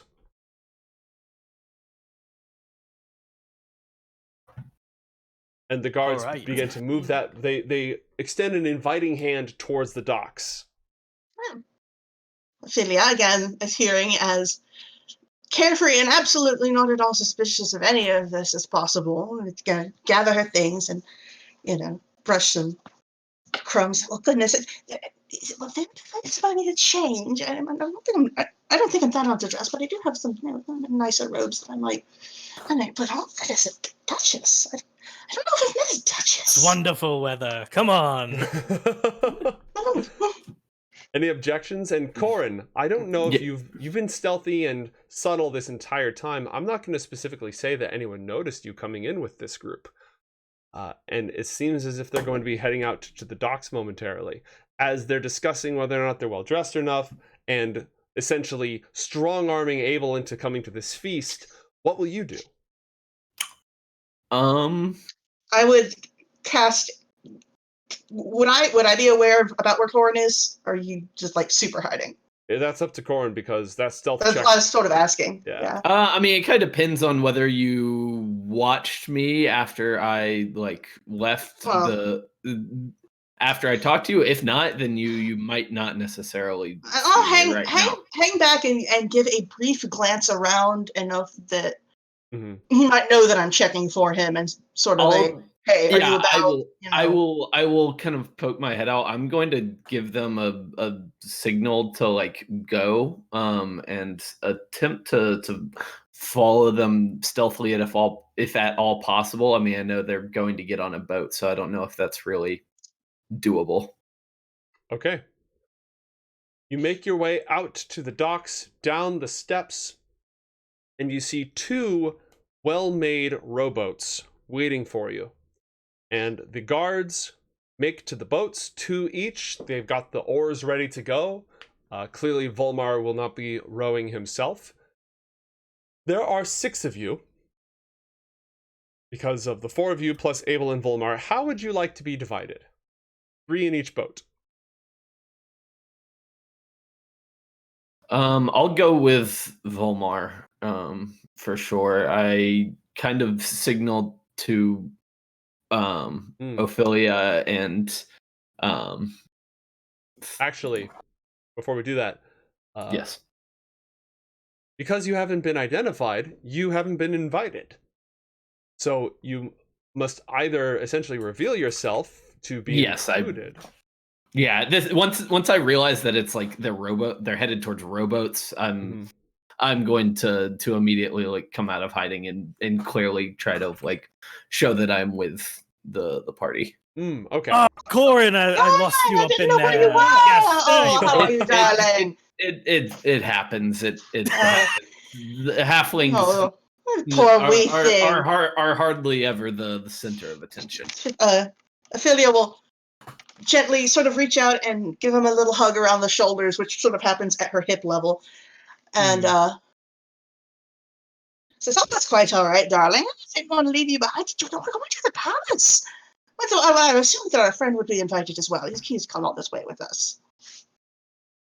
Yes, and if there's if you have any qualms with this, please feel free to let us know. We may not. I'm certainly a bit too inebriated to make the best decision. So if you happen to know anything or have any qualms, no. I mean, I feel like this palace is the center of happenings and events going on in this town. So if there's anywhere we need to be, it's probably there. I will give Thrick a smile and a glance and give Volmar a little kind of sorry. I tried to turn away from Volmar and kind of drop the shred. I'm just are you sure? Kind of nod yeah. At Corin. Mm-hmm. Okay, and then he's perfect. Okay. Yeah. All right. So as we make our the way long-suffering chaperone towards the boats, I'm going to try to whisper or speak to Thrake briefly and say, keep direct him towards the boat that Volmar is not going to, and say keep an eye on the guards and make sure to watch out for her, indicating Ophelia. Yeah, I just pat him on the back lightly, very lightly. I just kind of pat him on the back and nod. All right. How would you like to divide yourselves among the ships? Or the boats, rather. I'm definitely not going with Volmar. like to go with Ophelia because I know she. Yeah, has I was gonna say since we were already chatting, I was figure I will go along with Amon to just since we were already talking everything and just sort of follow wherever he goes along. So. All right, and with the two of you, since that's two of you, and since, sorry, somebody said they did not want to be in the boat with Volmar. Yeah, that. Okay, so we'll follow Volmar along since we are already. I was already chatting at him. I'll just keep making amiable chit chat. Okay. With Romar as we approach the boats and follow him. As we're approaching the boats, I turn to Abel and say, "Abel, listen. If you don't want to do this, I'm sorry. I've roped you in with tonight. I don't want to impose. But if this is too much for you, feel free. Just let me know." He looks eternally grateful and says, "It's an honor, but I spend too many evenings at the Ducal Palace. This is a rare opportunity for me to be out in the tavern with the folks. I'm going to take advantage of that. Thank you. Lovely to meet you. So have a good evening." And just. Well, as he's going away, I'm just like, "Thank you, by the way." Just like thank you for being with me. He gives you a look for a moment. Hey, you're not as drunk as. Doesn't mention you suddenly seem to be sober, but takes note of it and departs. Perfect. So we have Thrake and Corin. Leaves a puff of smoke in his wake. In a boat, and we have Amon and Ophelia in a boat. Mm-hmm. And they cast off and they begin rowing. It's not a long distance over to the port at the base of the rock in the middle of the river upon which the Ducal Palace rises above all the other buildings of Romar. It is evening now. There's no trace of sunlight left. It's overcast. There's some moonlight streaming down. You can see a few stars peeking out above. And it's a chill night, but otherwise no rain and no strong wind. If you're a little bit bundled up or used to the cold weather, entirely pleasant. And they begin rowing upstream. So it's not that far, but it's gonna take a bit because it's upstream of the river towards the docks. As you go, Volmar will lean down in the boat. He waits for you to get away from the shore. And he says to Ophelia and Amon, "I already knew you were coming. This is going to sound strange, but I've been seeing faces and sigils and images in my dreams. I saw both of you," and he pulls out a parchment and holds it up, and in ink in a rather sketchy handwriting are imperfect versions of some of the sigils from your map. I'll give Amon a look. Since he's the better versed in magic of this sort, probably of the two of us. I'm pretty strictly limited to bardic studies. Sort of glance and see if he gives any indication of, what do we bring up? He seems to be waiting for you. He looks between the two of you, trying to get a read on both of you. It certainly wouldn't be the first time I heard of people with your sorts of talents having prophecies or visions. Well, what does it mean? Why are you here? Well, I'm presuming that Amon doesn't give any immediate indication that we should lie. Just sort of basically glancing to see if he does anything like that. Well, we actually did come on your reputation. These glyphs that you have written down look similar to something that we have recently discovered. We have been trying to find the origin of this writing and of what it may mean. And as several of my peers, and none of us recognized it. We simply were seeking someone who may have further experience, perhaps, than us, seeing as we're fairly, we study a lot of language and lore and culture, but certainly, obviously something more than mere language. Volmar, as Ophelia is speaking As- and going, she's doing the thing. She's not to cut you off IRL, but the Over. character will sort of Yeah, look to Amon expectantly. Hmm. Can I roll perception? What are I'm you trying sure- to determine? Because perception is like visual scan, awareness of your surroundings. Insight is poker. I'd like to roll insight and see if he knows more than he lets on. All right, go ahead and roll. It's Nice. a 9 again. Volmar's a difficult man to read. He keeps himself he's being very forward right now, but otherwise he's very proper, very self-controlled, very neutral. You're not really getting a read on him. Your man at the tavern was pretty forthcoming. I was under the impression that we might be able to kind of get a deeper understanding of what we're both looking at here once we get to the palace. People in the palace, they rely on me for these matters, and I don't trust the town right now. There are spies here in Romar. Some weeks ago, a powerful enchantment was laid upon the entirety of this valley. So strong that even the great dragon of the north, Ashardalon, cannot come here. Word of this spell has not yet gotten out, but when it does, every army and nation will come bearing down on us, seeking this land as a safe haven against the dragon.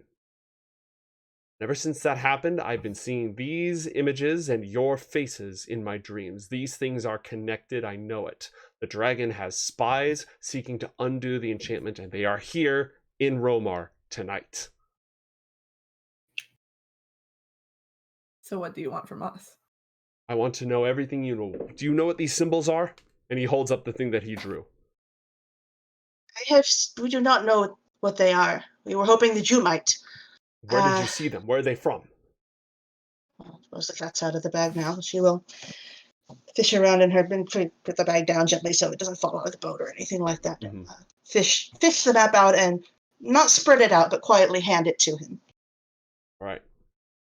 He starts taking a look at it. Never seen these before. Have you made anything of them? Do you understand these at all? I have not. I've spoken with scholars in nearly every language in the realm, and none of us can make heads nor tails of it. It doesn't seem to be even related to even any language we've ever known, much less be of anything we recognize. What about you? He looks to Amon. I could read it more, but when we're off the boat, because I'm going to do something and I'm going to need you to trust that I have it under control. All right. Meanwhile, Thrake and Corin, your guards are not much of conversationalists. The one who Thrake sort of buddied up at the front door made a very careful point of not being in your boat. And these two are unfamiliar, and they're just sort of going about their business, straining against the current of the river, which flows slow but strong around the rock as the lot of you get closer to the docks there. Do the two of you do anything during your journey? Do you attempt to make conversation? Do you let it pass in silence? Would we be able to have a conversation that the two guards would not be able to hear, or You would have to speak a language that they don't understand, or you could whisper. You're sitting like 5 feet from these. They're just I mean, it's a little bit loud, but it's really hard to tell. It'd be very difficult for them not to notice you're talking at the very least. Hey, Corin, you don't know Draconic or Gnomish, do you? I do not. Damn shame. Maybe I should have been in your boat. Dang. Yeah. Although I think the two of us speaking Draconic would probably make things a lot worse right probably now. Looking Actually. very suspicious right now. I don't know. Thrake, at this point in the boat, if it's kind of dark out by now, obviously, Yes, right? So very much he so. wouldn't. How far away are we from the other boat? Oh, you're probably 30 feet away from the other boat. And as it is dark, Volmar makes a gesture, and an orb of light floats. Two orbs of light float from his hands, and one of them alights on the bow of each ship to light the way. Okay. Thrake would really be too invested in like doing the whole drunk charade thing. He's more just like kind of. He looks at Corin and is just like, is there anything I need to know? Like, did you get anything that you can share, or should I be on guard? Or I just kind of shake my head at him. I mean, I don't really know anything more than he does at this point, but Corin would probably just try to maybe soften up one of the guards a little bit with some conversation and see if there's any like information he can glean about the palace that they're headed to, like what kind of feast this is tonight, and any information about the Duke and Duchess in general. The Duchess is a sworn vassal of the king. Rest his soul in peace. Well accounted for her victories in war and her strategy. Her husband is a well-renowned keeper of lore and knowledge, and rather liked across the kingdoms. Their children are delightful. And this is it's a feast. I beg pardon, I'm not from Romar. It's a feast to some old conqueror of some sort. So jousting and melees and turkey legs and the huzzah and the lot. And Ophelia, you get inspiration from chat. Yay! Thank you, chat. Why? I have chat up. I know that was my friend. You keep forgetting. Okay. Other than that, he's not gonna try to really delve any deeper. He is just kind of as much as possible, like trying to get a view of what's like going on in the other boat, because he was nervous about sending the other party or the half of the party with them. Okay, Corin, roll perception. Do you have low light vision? I don't believe so. Half-orc? I don't think so. Yeah, I don't think I do. Okay. Then just roll perception. Okay. 17. Okay. You're not making very much progress. It feels like you should be further along than you are. Even against the current. It's a little bit odd. And you notice the two guards glancing at each other in the other boat.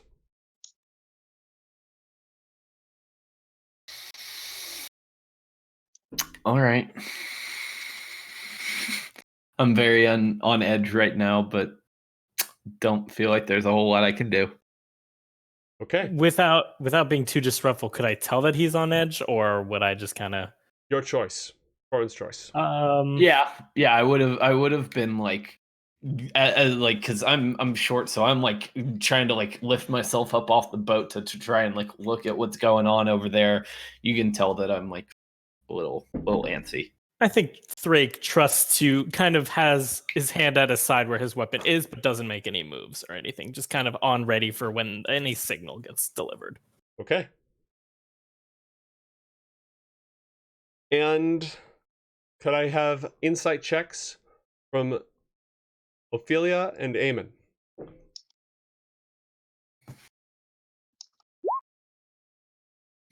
Natural 20. Well, thank God, because my +4 didn't do jack. All right. I was so excited to put something I had a really good proficiency in. It's like, nope. Don't you hate it when that happens? All right, so Ophelia is a good judge of character and does get a good read on people, but both you and Volmar are poring over the strange glyphs. He's muttering to himself. You're kind of caught up in this. Nerding out, exactly. But Amon, you look over. The two guards just exchanged a look.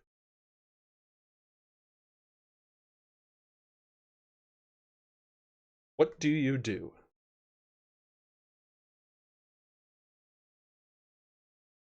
I try and look back at the other boat Okay. to see if anything's amiss over there. It's real dark, and I don't believe you have dark vision. I do not have dark vision now. None of us have dark I vision. cannot see. I was looking at my vision, like, Dragonborn have that? No, shit. I think Dragonborn and Halfling are like some of the only non-humans that don't have dark vision. Yep, I think we all just picked non-dark vision races. All right. Volmar, he goes over this and he says, I need Cyranox. And he looks up at the stars. I need my books. I need my reagents. There's more to this. I think this is tied into the magic protecting this valley. I think whatever lies at the end of this is not a treasure, but a spell or a well of power that could make or break the wards and let the dragon into the valley. And you say you don't know where these words came from? No, this is it's not a language, and I don't recognize the style. It's not any known mage or culture that I know of, but it definitely it ties into magical patterns, and it's a map of the valley. So I think the two are connected. And at that moment, the guards draw their weapons, and they drop the oars on both boats. They draw their weapons, and they make to attack all of you. It was the god. There we go. Oh. Why the hell did we put the casters on the boat together again? Roll for initiative. And No. here's how we're going to handle this. So, each of you has a controllable character on this map. It's a little icon based on your class, and it should have a name tag as well. You can zoom in if you need to see better. So here's how you roll for initiative. You're going to click on your token on the map. Then you're going to click on the initiative button on your character sheet. Because if you click initiative on your character sheet, when your character is selected, it will automatically add your turn to the turn counter.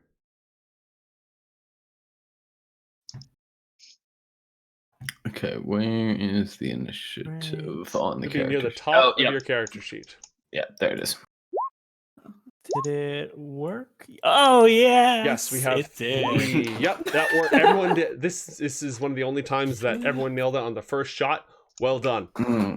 Nice. Yay. We did it. More gamer.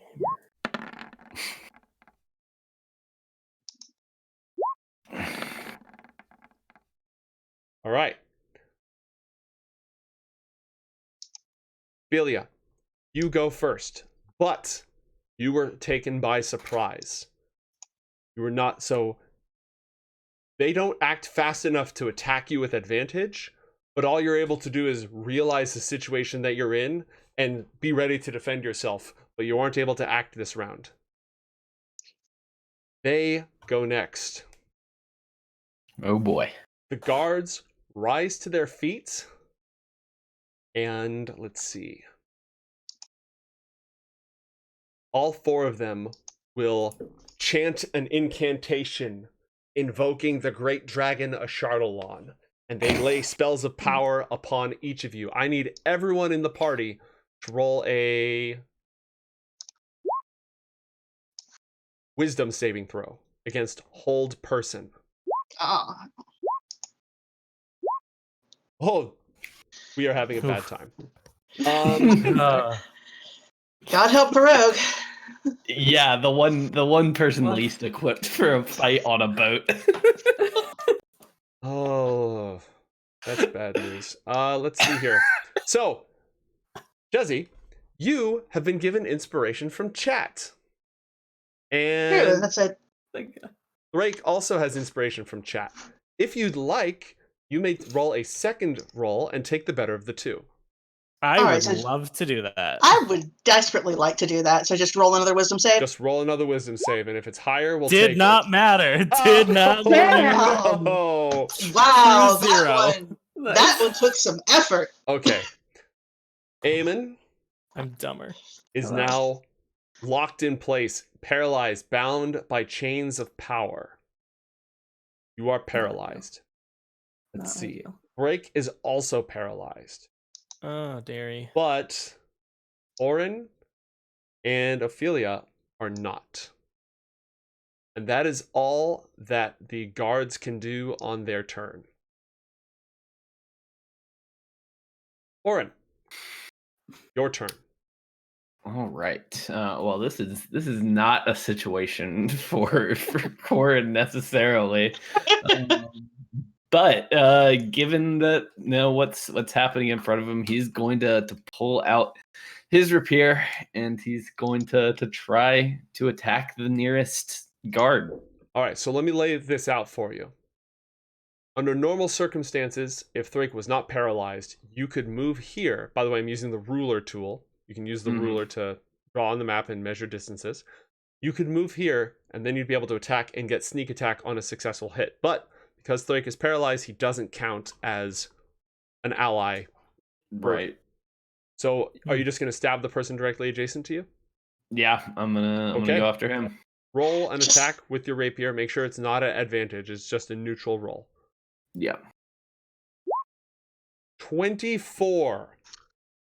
Easily. Wow. You easily breach the guard's defenses. Oh, I just accidentally zeroed out his hit points. Let's not do that. Here's an that hard. We could. We could. I don't see any true problem.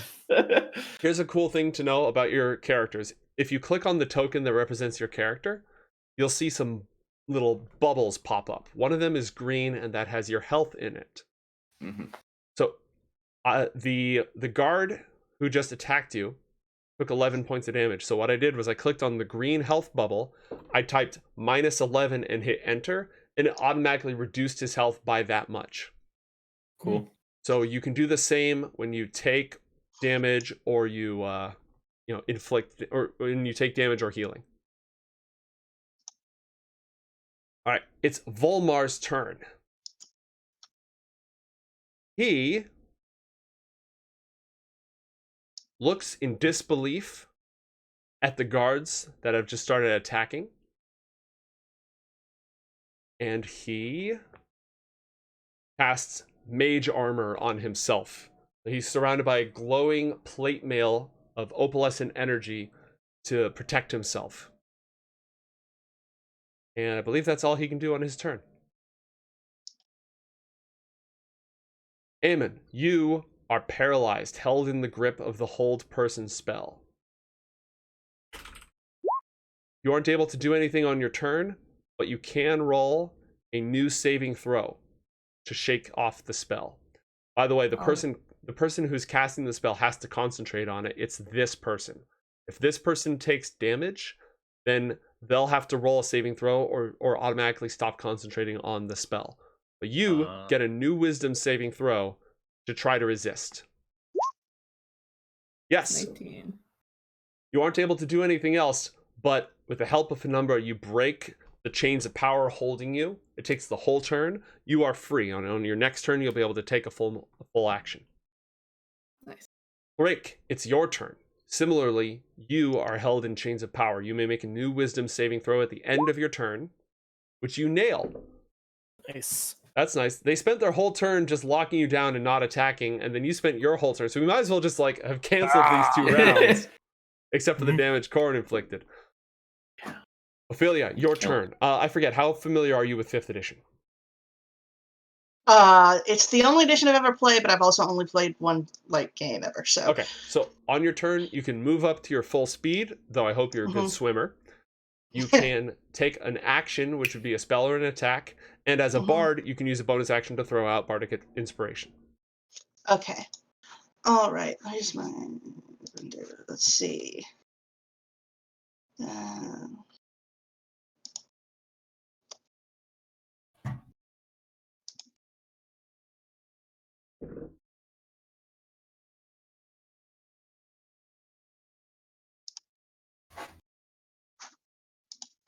I'm flipping through. Totally fine. Yeah. Up next are your enemies, and Corin, you're on deck. So start planning your turn, Corin. Yep. All right. I do not. I don't have any knockback effects, chat. Thank you for the help. But I mostly concentrated on bardic BS.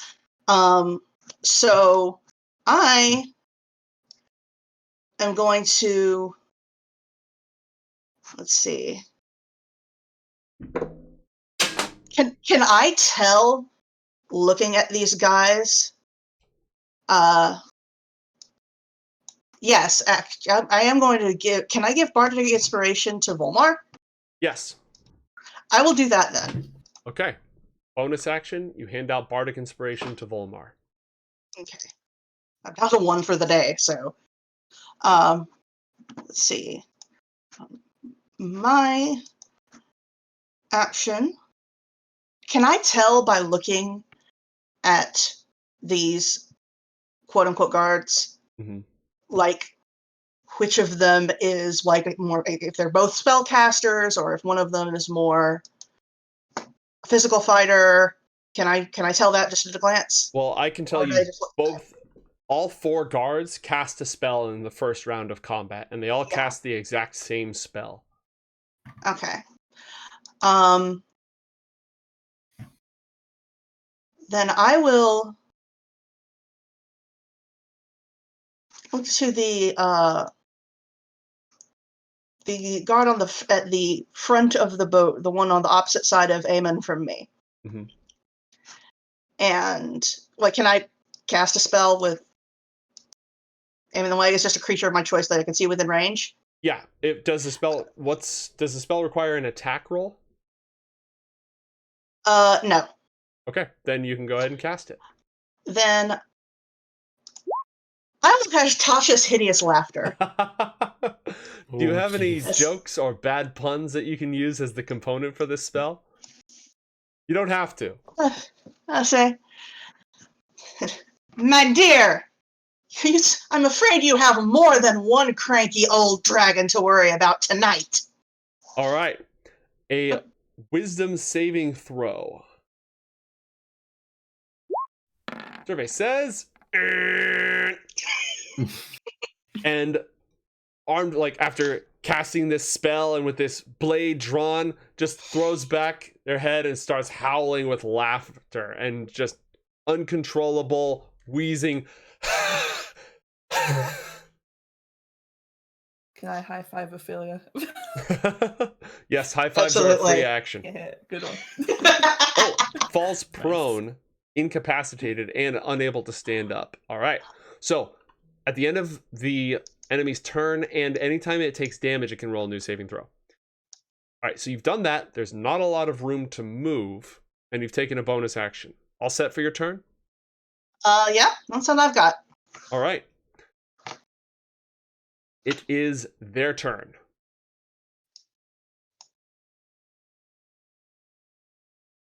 The one on the boat is going to, let's see, looking between the two of you, he is going to cast Command on Ophelia and say, jump in the water. Roll a wisdom saving throw. 11. For a moment, the foe speaks with such authority, and almost behind this just normally dressed guard, you see vast burning wings and the glowing eyes of a dragon far larger than any you've ever encountered. And you are crushed between this overpowering, gleeful, cruel will, but you're able just barely to shake off the order from this godlike entity to jump in the water. You resist the spell. Meanwhile, in the other ship, the two facing, let's see, we've got Corin and we've got Thrake, and they're both functional. Okay, so they both do the exact same spell gesture, and glowing claws manifest in the air before you. They cast a spiritual weapon, and two glowing claws show up. One of them takes a swipe at Corin. What's your armor class, Corin? 15. 15. It claws through the air, this floating dragon claw, swipes at the air, but lands on nothing. And Thrake, what's your armor class? 19. 19. Heavily armored warrior. 21. Despite all your armor, it's as if the power of the dragon that they worship makes you more susceptible. It's an incredible corrupted archetype of your people, and its claws float through your armor incorporeally, raking at your flesh. Take 9 points of force damage. Ooh. All right.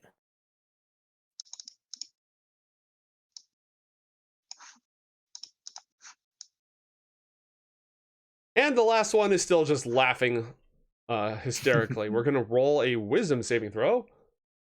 Survey says... All right. He does manage at the end of his turn to throw off the effect. He's no longer incapacitated, but he is still prone. Corin, it's your turn. Then Volmar and Amon, you're on deck after that. All right. So seeing Thrake kind of take that blow, Corin is going to turn to try and help him where he can. So I'll use a bonus action to disengage from the one like in front of me. Yes. And then move over to try and attack him or sneak attack this one because he's engaged with Thrake. So you don't have advantage on this attack, but if you hit, you get your sneak attack damage. There might be a button you can press on your character sheet under your weapons, I believe, that lets you toggle sneak attack. I think so. So once you've turned that on, roll your attack, and if it hits, it should. Yep, it has. Oh boy. Yeah. Nope, that'll do the job. Okay. Your rapier ducks under your foe's guard, and he snarls in pain as it jabs into him, immediately rolling a Constitution saving throw. 18. Despite the pain of 20 points of damage, he grits his teeth and continues chanting and focusing on the spell that he's cast. Anything else, Corin? You've moved, you've bonus actioned, you've actioned. I think you're done, right? Yeah, I'm definitely done. All right. Volmar. A little bardic inspiration. Let's see.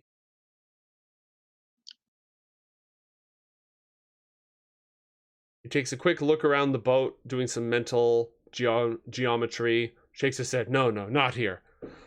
And he's at point blank range. He will cast Magic Missile at the enemy adjacent to him.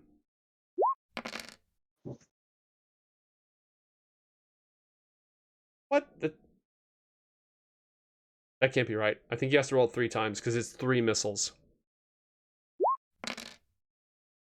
Yep. All right, 3 bolts of force emit from his hand, land unerringly, inflicting 10 points of force damage. That'll be it for him. Amon, then Thrake is up. I'm looking at this guy to my left on the map. Mm-hmm. And I am going to cast the cantrip Infestation, targeting him. All right. It's a DC 14 saving throw. 11 points of poison damage. Any other effects? What's it say here? Succeed on a Constitution saving throw or take, because I'm level 5, 2d6 poison damage and move 5 feet in a random direction if it can move. Oh, that would have been a bad time. That would have been a bad time. Nailed the saving throw, though. Got really lucky on that. You know, it's funny because I was going to say, one of the things about these one-shots is that you can sort of, there's some allowable metagaming. Mm-hmm. And the allowable metagaming is we have 40 minutes at most. Combat takes a long time. So you can probably go just absolutely Nova on everybody you meet whenever you want. So I was going to say, you know, you could probably bust out the good stuff. And then I saw the movement effect and I said, oh. That is the good stuff. This is the good stuff. Yeah. No, but part of the reason I took so long to get my spells, like, do I have anything that will just eat them off into oblivion? But I don't. Unlucky. Thrake, your turn. All right. Thrake, sensing his samurai origins, which somehow works. It totally does.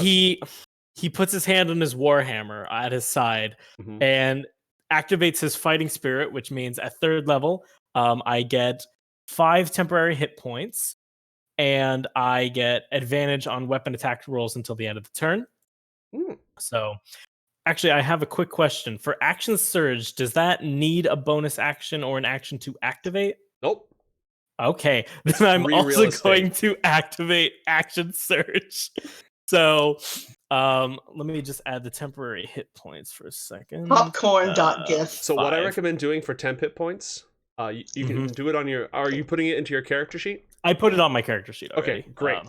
Great. I figured that'd be easiest. So I'm going to turn to the one who's next to me, and I'm going to attack with my warhammer. So, advantage... What is it? Warhammer. I'm going to be doing this two-handed. So I guess I can just press it and all right, you have advantage because of the ability you just activated, right? Yep. So you rolled with advantage, which is good. That's a hit for 5 points of damage, and you are level 5, which means you get to attack twice when you take the attack action. Yes. Okay. I'll just do that again then. So it just basically 2 quick smacks with the warhammer, or actually, so I get to do 2 blows when I attack with the attack action, correct? Right. Okay, so I can't use shove as like the second attack.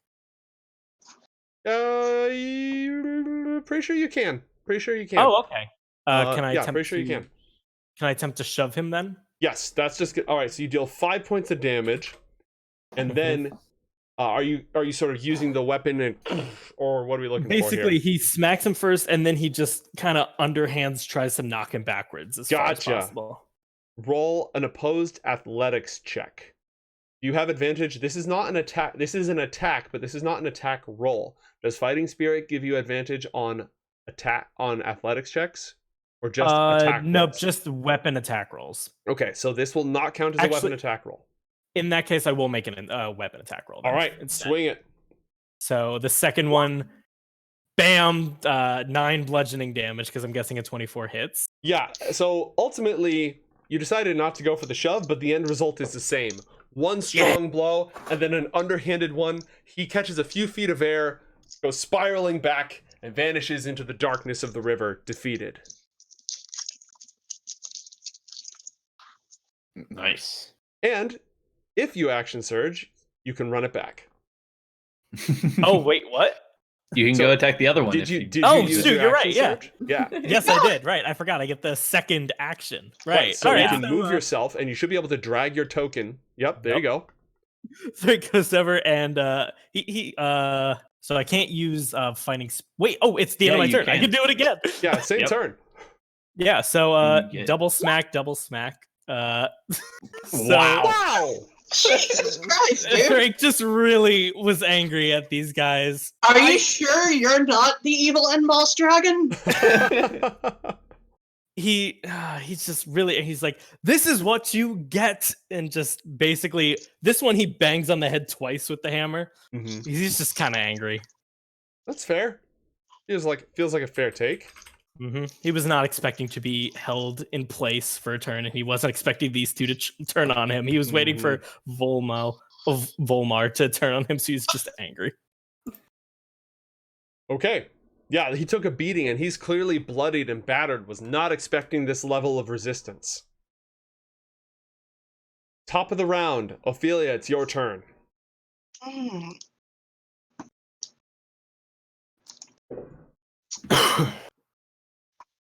See, there's still the 2 of us left here. Yeah, I don't think I have anything. Cantrip's still taking action, right? Correct. A cantrip is an action. So just like a regular spell, it just doesn't take a spell slot. Okay. Correct. I don't have anything that's going to be particularly advantageous. Is that it's particularly advantageous right now. So I'm just gonna whip out the rapier and take a swing at him. All right. Which one? This one right here? The one, yeah, the one directly below. Oh. Ooh, natural Oh, 1. No. Oh no. No. As you, go for a flourish, you hit directly on armor. The blade does not, it bends, but it does not break. Unfortunately, it bends with spring-like precision and goes flying straight up in the air, perilously close to the water. Roll a dexterity saving throw.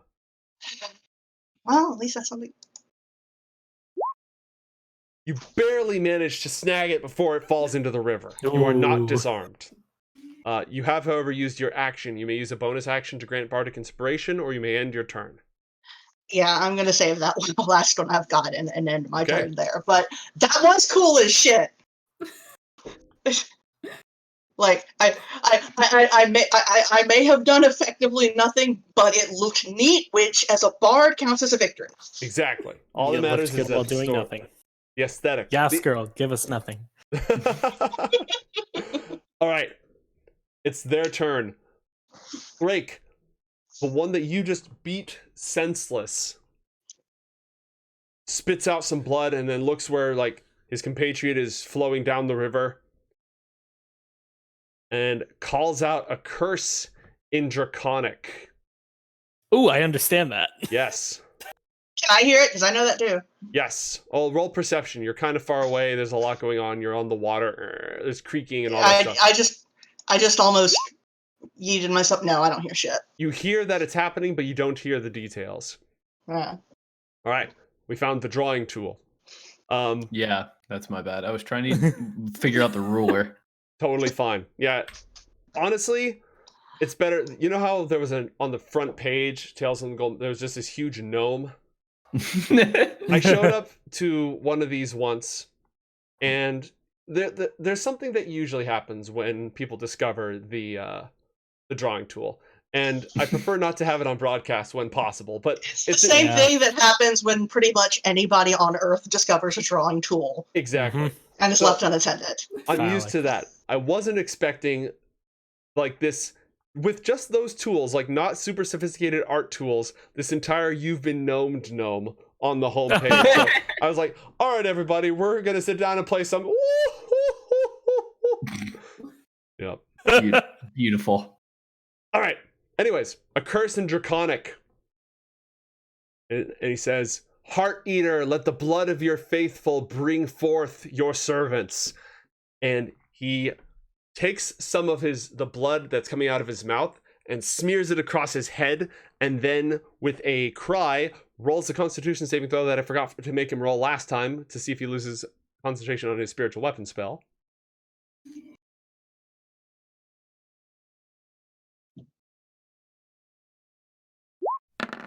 Which he took like 15 points of damage. It's 10 or half of that. Okay, so we made the save. So he still has the spiritual claw attacking you.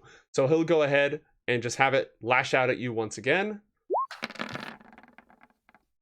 No dice. You're way too heavily armored. And he's going to cast Inflict Wounds. An aura of crackling necrotic energy surrounds his hand, again in the form of a spectral claw, as he reaches out towards your very heart. He's about to die. Go I ahead. feel like this is appropriation of Dragonborn culture. He is going to cast it at level 2 because he's probably about to die, so why not? Oh my. Okay. Don't need those spell slots and where you're going. Exactly. Well, an 8 doesn't touch you at all, so no joy there. Meanwhile, in the other boat, I'll go careening off into the distance, like I just smack the hand away, like, no, we're not doing that one. like a glitched Skyrim and just spiraling off into. just cheat, like, you know, it's when the giant hits you and Yeah. straight into space. The other one, in the other boat, they are both going to cast Inflict Wounds, and you've both been a nuisance. So each of them is going to attack one of you with Inflict Wounds, and they're going to cast it at level 2, because time to bring out the big guns. This one is going to attack Amon.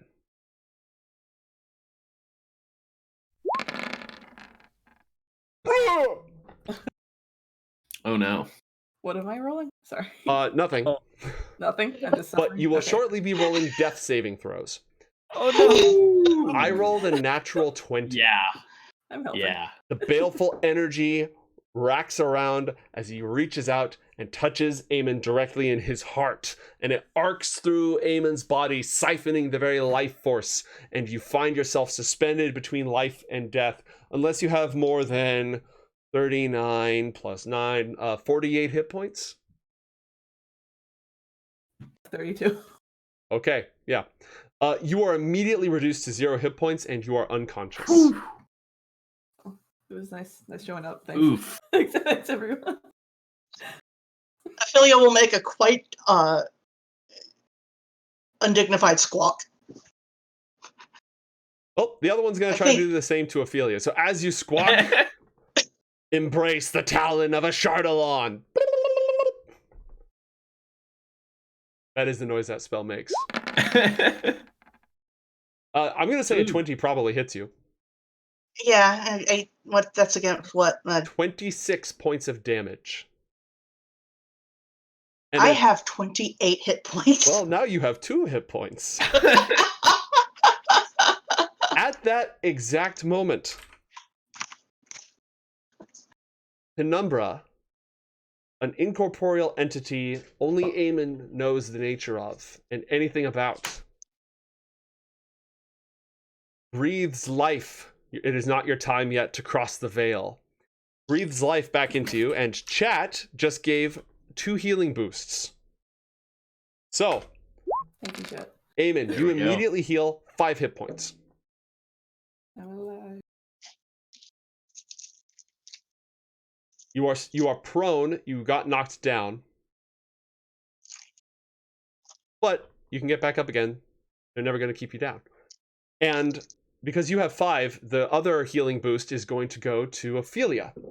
And you see floating on the water for a moment a beautiful figure wearing a lovely but grotesque mask with a flowing robe, gesturing at you. It is the face of the Baroness, Parallax's character, from when they played Tales from the Golden Bough. And you immediately heal 7 hit points. I love you too, Alex. And also, because chat giveth and chat taketh away, Corin immediately gains disadvantage on the next roll. Cool.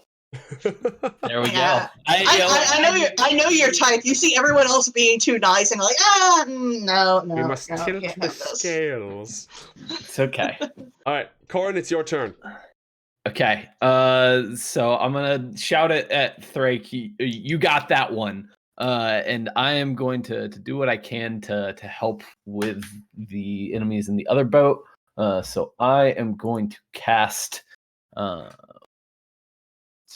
Toll the Dead cantrip on, let's say, the one that was attacking Amon. All right, go ahead and hit that spell. We'll see what it does. You point to one creature you can see, and the sound of a dolorous bell. Do I have a dolorous bell? We'll see if I have a dolorous bell. Fills the air around it for a moment. Target must make a wisdom saving throw, take 1d8 damage. If the target is missing any of HP, it takes 1d12 instead. I don't think I have an ominous spell, which is unfortunate. I do not. I have a Christmas wrap, but I do not have ominous spells. This being the crew that it is, I'm hearing the Overwatch team kill gone. So yes, team kill. Let's hope we don't hear that. No TK. All right, wisdom saving throw. Survey says 15. What's your save DC? Should be on your spells page. Yeah, one sec. 13. 13. The sound of the bell beckons, but your enemy does not heed it. Does not take the damage. Okay. Anything else you'd like to do on your turn? If I could, pick up one of the oars that was in the boat and try to start rowing over towards the other boat. Great. Make an are you proficient in the use of water vehicles? No. Okay, make a strength check, not an athletics check, just a strength check with disadvantage. Thank you, chat. Okay. 9. No joy. You are not able to meaningfully alter. Actually, you know what? Roll a d8. Okay. 1, 2, 1, 2, 3, 4, 5. You accidentally move the whole boat just one square that way. Okay. I see it. It's always more fun for something to happen instead of nothing happens. Yes.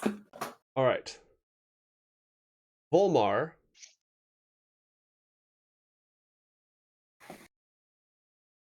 Seeing that everyone is in dire straits, will confidently yell, "Abandon ship!" And he puts his hands together, utters an arcane incantation, light glows from between them, and when he separates his hands, a small, marble-sized ball of flame floats between them, barely constrained, waiting. He readies an action to cast a spell. Amon, it's your turn. You have 5 feet of movement and you are prone. Or you have 5 hit points left and you are prone. Can I cast when I'm prone, or do I need to get up? You can cast while you're prone. Being prone gives you you move at half speed because you're crawling. You have disadvantage on any attacks you make, and anyone standing within 5 feet of you gets advantage to hit you. So you are in a very vulnerable position. Yeah, I'm gonna cast blink. Ooh, I'm leaving. Nice. the good stuff. All right. Roll d20 at the end of each of your turns. On a roll of 11 or higher, you vanish from this plane and appear in the ethereal plane. Wow. Awesome. Okay, that was an action. You can rise to your feet using half your movement if you'd like. I think I'm good, actually. Okay. Keep in mind, if you're prone, they will have advantage to attack you. Good point. Okay, I'm not good, actually. I'm gonna do that. All right, you rise to your feet. You can move another 15 feet, either moving around the ship or into the water. But you don't have a lot of options. Are you good where you are? Yeah, I'm good where I am. All right. Thrake, it's your turn. All right. Are hand axes throwing weapons?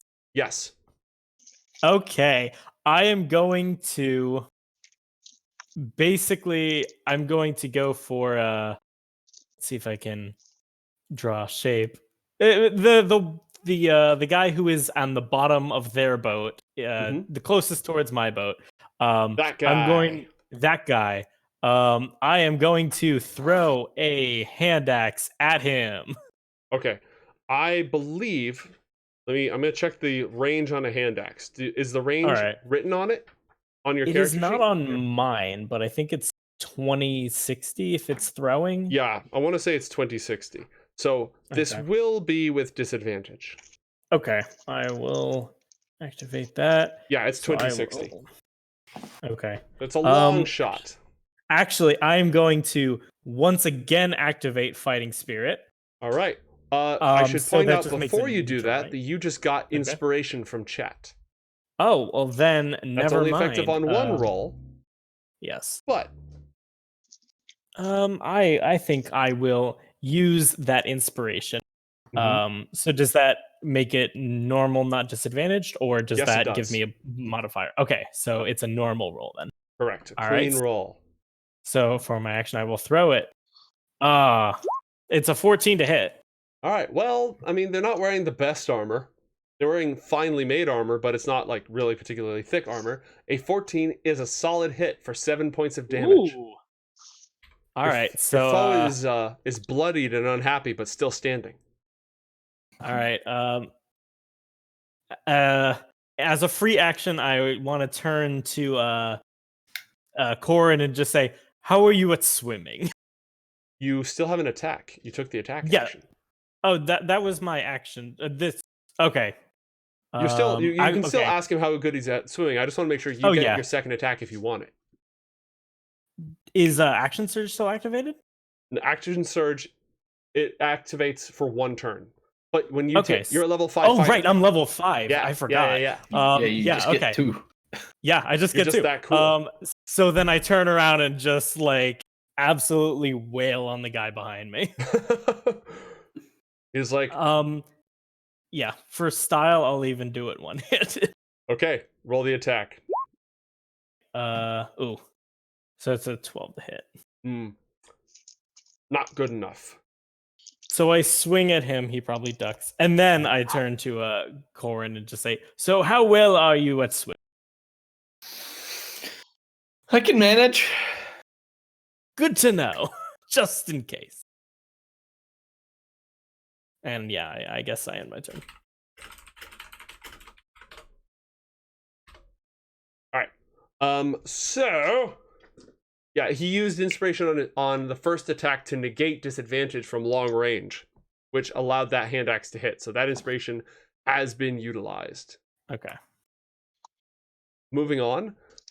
So at the end of the round, this one who's fighting Thrake on the last turn made a mark of blood upon his forehead. That same mark appears out of nowhere, just blood dripping down the foreheads of the 2 on the other ship. And an odd chill fills the air. Ophelia, it's your turn.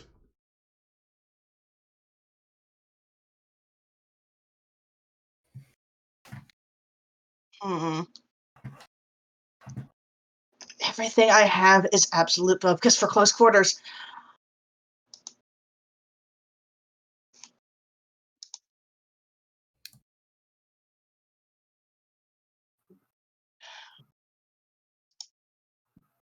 How, given everything that's going on here, I'm guessing that I'm probably not keeping up that well with what's going on the other boat because I just got, smote and slung my sword everywhere. And I think you would have heard a Wilhelm scream and seen one of them flying through the air. One of the I know they're down to 1, but I'm not sure of anything else going on. Yes. This encounter is literally custom designed to make me as useless as possible.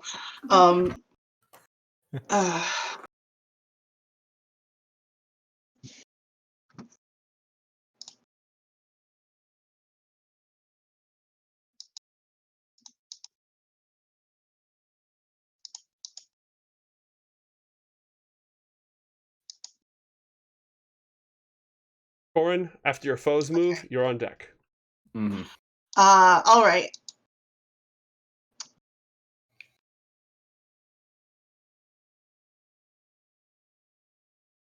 Let's see, Amon's at 5 and I'm at 9.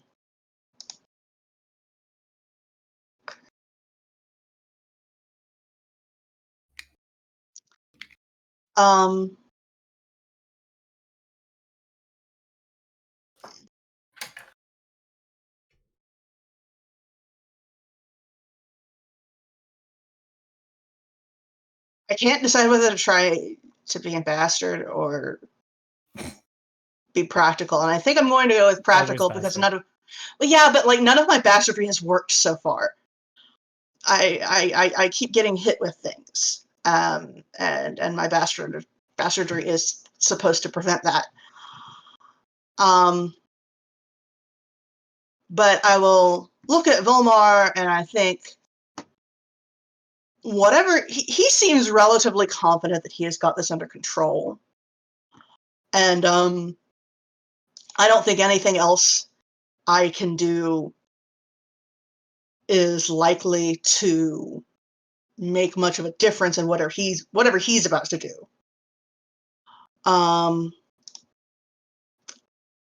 He used the bardic inspiration I already gave him, right? He still has it. He has not used it yet. Okay. Then I won't do that.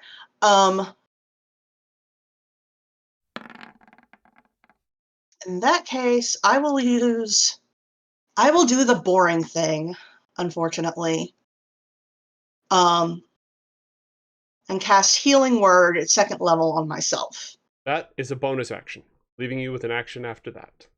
Oh, is it? Yes, if you click on the spell, it should ask you what level you want to cast it at. That'll roll for your healing, if all is working accordingly. Okay, Then there we go. you can still do something. Oh, okay. 7. 11. You get that 4 plus the 7 because you cast it at higher level. All right. Oh, I'm feeling much better now. Much better.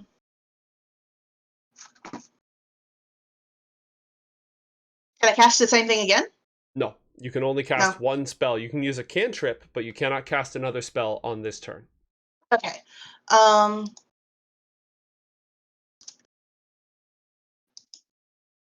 Well, if I can use a cantrip anyway, then I have nothing better to do than cast Vicious Mockery on the one closest to me. All right. I will look at him in the eyes and say, I am 68 years old. How are you this bad at hurting me? Survey says, wow, you just hurt his feelings. He takes 5 points of psychic damage, and I believe there's a kicker effect. I thought I clicked. Did I click it? Did it not go through? No, you did, but it only posted the damage. Let's Oh, see. that says that it must succeed or take 1d4 psychic damage and have disadvantage on its attack roll it makes before the end of its next turn. Excellent. And increases by 1d4 when you reach 5th level, but I think it might have included that already. Yes, it did automatically include that. Okay. Then I will just say it as disdainfully as possible, then stand up, look not angry, just disappointed, fold my arms, and step back off the boat into the water. Okay. Splash. Go ahead and move yourself off into the water. I am just going to tread water with just my head above and just keep afloat in the current and worry about the rest of it later. It's very cold. Because I don't think the water is nearly as scary as whatever the hell our mermaid friend is about to do. All right. Also, chat wanted to give disadvantage to my choice, and I'm going to pick the person who's dealt most damage so far, which will be Drake. Corin has been doing well as well, but already has disadvantage. So enjoy disadvantage on your next roll, courtesy of some guy from chat. Literally some guy. Thank you, some guy from chat. I appreciate it. All right. It is their turn. And this one had their feelings hurt and now has disadvantage. And is going to cast Inflict Wounds at level 1 and try to hit Volmar to disrupt the spell that is brewing. 15 is a hit for 13 points of necrotic damage. Malicious energy arcs across the War Mage. He will make a Constitution saving throw with advantage for his war training, which he absolutely beefs. And the fireball spell that he had cooking arcs off out of control in a half-controlled explosion that just lights up the night sky. He loses the spell. There are no adverse effects, but the fireball is wasted. He does have Bardic Inspiration still.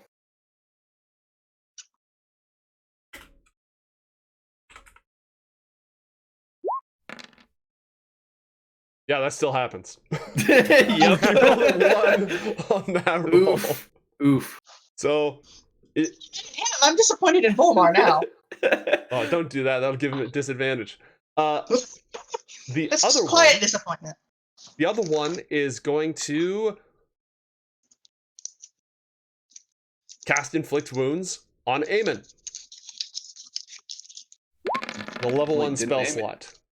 Didn't Amon blink out of existence?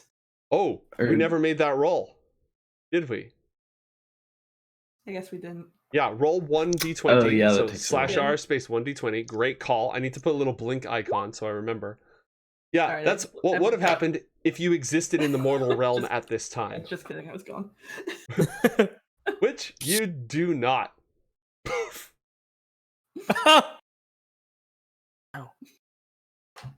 I'm mad at all of them, for the record. Goodbye. have left. I am very damp and very disappointed. All right, well, he's going to bum rush the mage. Oh, question for you. Before you leapt into the river, do you have the map? No, I gave it to Volmar. Okay. Well, our friend is going to attempt to wrest it from Volmar. Mm. We're going to do an opposed athletics check. Just me rolling dice against myself. Make them fight. All right, yeah. He seizes the map Ugh. from Volmar and steps away. Praise Ashardalon! And at that moment, the icy, cold mist floods the river. An eerie chill ripples over all of you.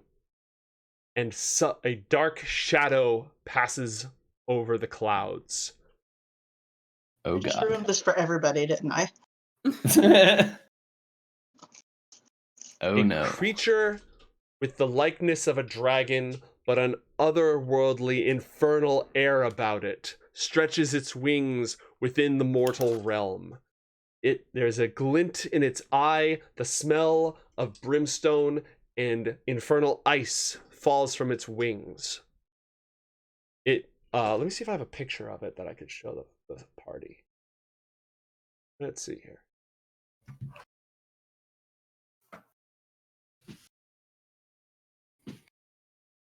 That's unfortunate.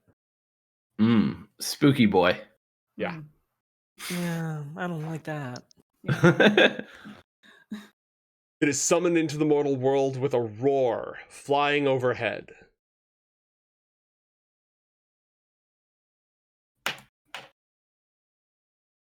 Yep. Yeah, so that exists now. It has Very summoning. nice. Per the laws of the land, it has summoning sickness and cannot act on this turn. Corin, it's your turn. Okay. Well, having just witnessed this, I see the dude with the map, and we're gonna go for him now that there's no friends around him. We are going to cast Ice Knife on that one. All right. Is this an attack roll or a saving throw? This is an attack roll. Okay. I'm gonna need you to make that with disadvantage because. Oh no, you made the athletics check with disadvantage last time, so you're fine. That's gone. We'll take the first result, which is still a miss. Yeah. So that's unlucky. But it still like explodes on him, and he has to do a dex save. Oh, excellent. To avoid cold damage. Let's do that. Dex save. He's fine. I'm rolling out of my mind right now. Stop that. What's that like? Can't relate. Anything else? Not that I can think of. All right. Yeah, no. It is Volmar's turn. He looks at the summoned creature with horror in his eyes. And he's just going to yeet another fireball at it.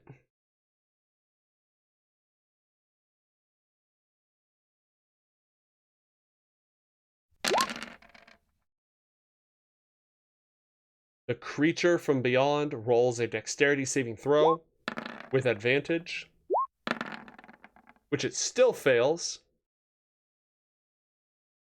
and takes no damage as the fire wafts over it. Wonderful. He looks on in more horror. All right. Meanwhile, you, Amon, you actually do exist, despite the map not showing you existing. And you are in a mysterious, shifting, ethereal otherworld. What do you do?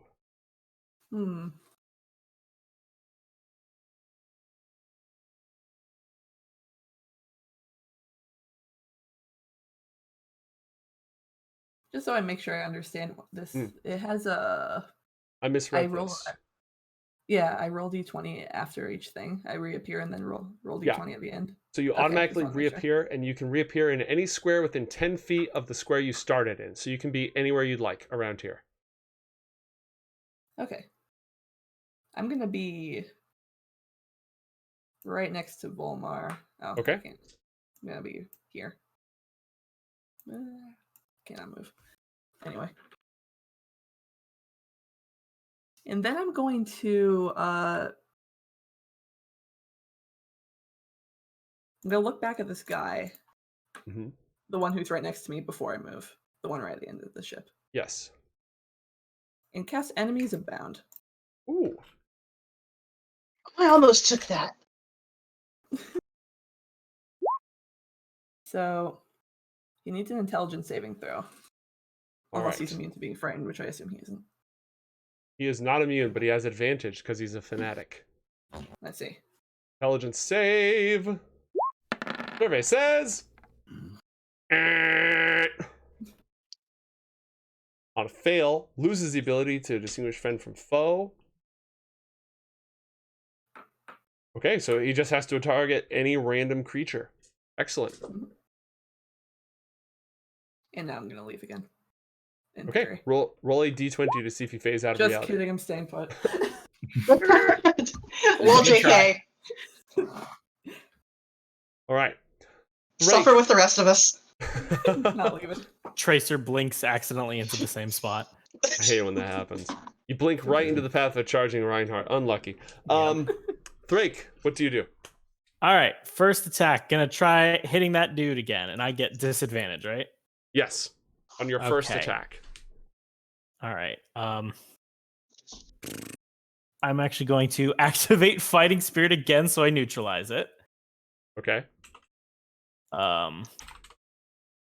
So I'm going to attack with the Warhammer. That one. That's Natural probably not one. gonna hit. Okay. Your swing throws you off balance, threatening to plummet you into the water. Roll a strength saving throw. Oh, okay. Not at disadvantage. That's a 9. All right.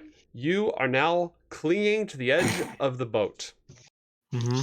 You may choose to make your second attack, but if you do so with one hand on and like one hand swinging, you risk falling into the water. However, your foe is extremely weak. What I'm gonna do then is I'm going to use my breath weapon on him. Oh, So he must make a DC Constitution saving throw. okay. Normal Constitution. I God, That passed, probably as saves well. regardless. So but I still take wait, damage, right? yeah, 2d6 damage on a failed save. So, or yeah, so 2d6 and then half, right? Yep. If you click on it, it might roll. Otherwise, do /R space 2d6. 7. All right, he Okay. takes 3 points of damage. That was your... Okay, now you may That was, yeah. make an athletics check without disadvantage to pull yourself back into the boat. I think I will do that. Okay. Athletics. That one I think is good. Yeah, you're fine. Go ahead and haul yourself Finally. back in. Nice. Yeah. That's, I guess, all I do. Mm-hmm. Yep. All right. So, Ophelia, while in the water, you found an object that fell out of Volmar's pocket. It is a small, and this is a gift from chat. It is a small, enchanted wooden duck. And you notice that the top of the duck's Nice. head is extremely polished.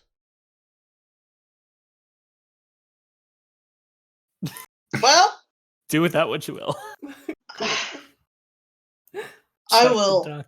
I will stare intently at the duck.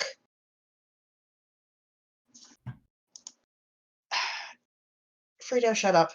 I will say, well, you clearly lived through somebody else making a wish on you, and I rubbed the top of the duck's head. Okay.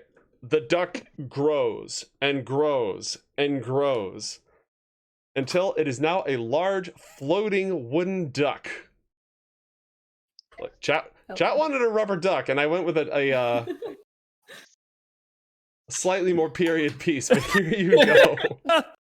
Amazing. Long duck, long duck. Pray to the duck. Long duck is long. Long duck bottom text. All right, so you're safe from drowning, and that was not an action. What would you like to do? Well,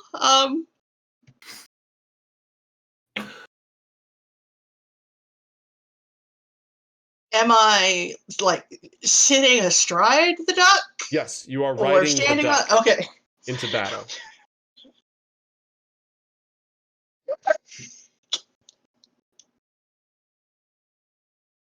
Okay.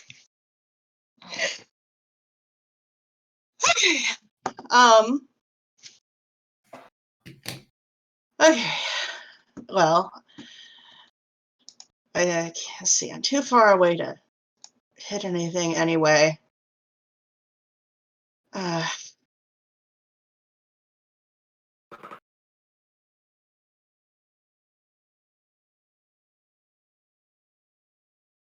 All right.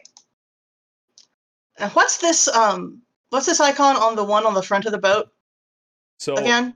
this one right here has been affected by enemies abound and can no longer tell. Oh, okay, friend that's from what foe. okay, so it's not anything that affects what I do to it now. Okay. This one is suffering from geriatric shame. 6. Well, actually,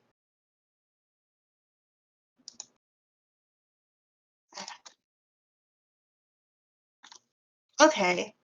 Wait a sec. Where's the ruler? It says 5, 5, 5, 5, 5, 5, 5. 5, 5, 5, 5, 5, 5, 5. Okay. I am going to now right here, like at the square directly to the left of the bottom one. Like y'all see the little the square that I'm drawing here, right? Yeah, okay. yeah. At the center of that, I'm going to cast Cloud of Daggers. Oh, all right. Ooh.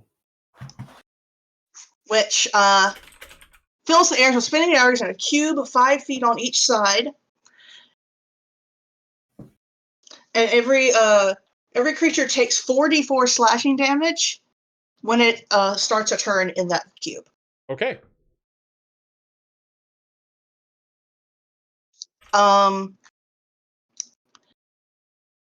And let's see.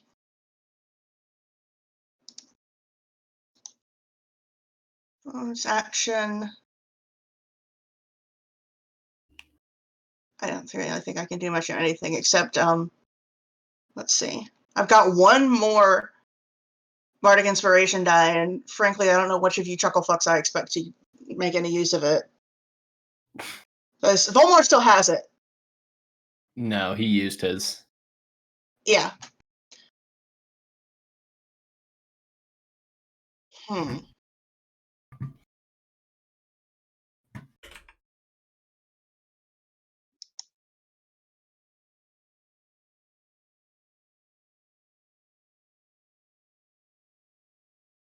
Well, Volmar jacks it up, so I'm going to give it to Amon. All right. I'll do my This best. giant sword is now the cloud of floating daggers. And Amon, you now have a bardic inspiration. Boop. Hooray. You may spend on a roll of your choice. It is now time for our foes. They start their turn within the cloud of daggers, and they immediately take 4d4 damage. We're going to go with that 12 that you rolled. One of them is not only suffering from geriatric shame, but is now suffering from a severe case of death. Prognosis is not good. The other, who is actually uninjured up to this time, is struck by flying daggers. Reminds him of a house he lived in once.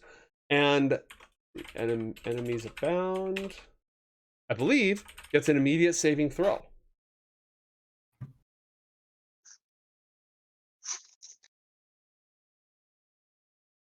Each time the target takes damage, it may make a saving throw, ending the effect on itself on success. This was an intelligence saving throw, if I recall correctly. Enemies abound. Yeah, intelligence saving throw. Automatically succeeds if it's immune to be frightened, but it doesn't become frightened, so it shouldn't actually get advantage. So we're just going to roll straight up save. 9. Nope, that spell did not wear off. All right, so let's go to the other boat first, where Thrake's enemy is barely clinging to life. He has a few spell slots left, and he is going to use them. Inflict wounds, reaching out once again just to try to... Ooh, a 21 is a hit. You take 17 points of necrotic damage. Oh, all right. You got to save. You do not. It's just an attack spell. All right. So you take 17 points of damage as the energy arcs through your flesh. The other one doesn't know what to do or who to attack. There's so many options. 3 specifically. So, a 1 is Ophelia, who's still... Actually, Ophelia, did you want to move on your floating duck at all? Oh, can I control the duck movement? I thought I was just bobbing along. I'll let you move 5 feet. I will move myself and the duck, 5 feet away from... You have control of the duck. Access granted. You'll need to use the cursor. Anyways, that eliminates you from consideration, leaving only Volmar and Amon. I'm going to roll 1d2. A 1 is Volmar. A 2 is Amon. Flip a coin. 1 rushes forward screaming and attacks Volmar with an inflict wound spell. I think we casted that one expecting the other guy to still be alive. Yeah.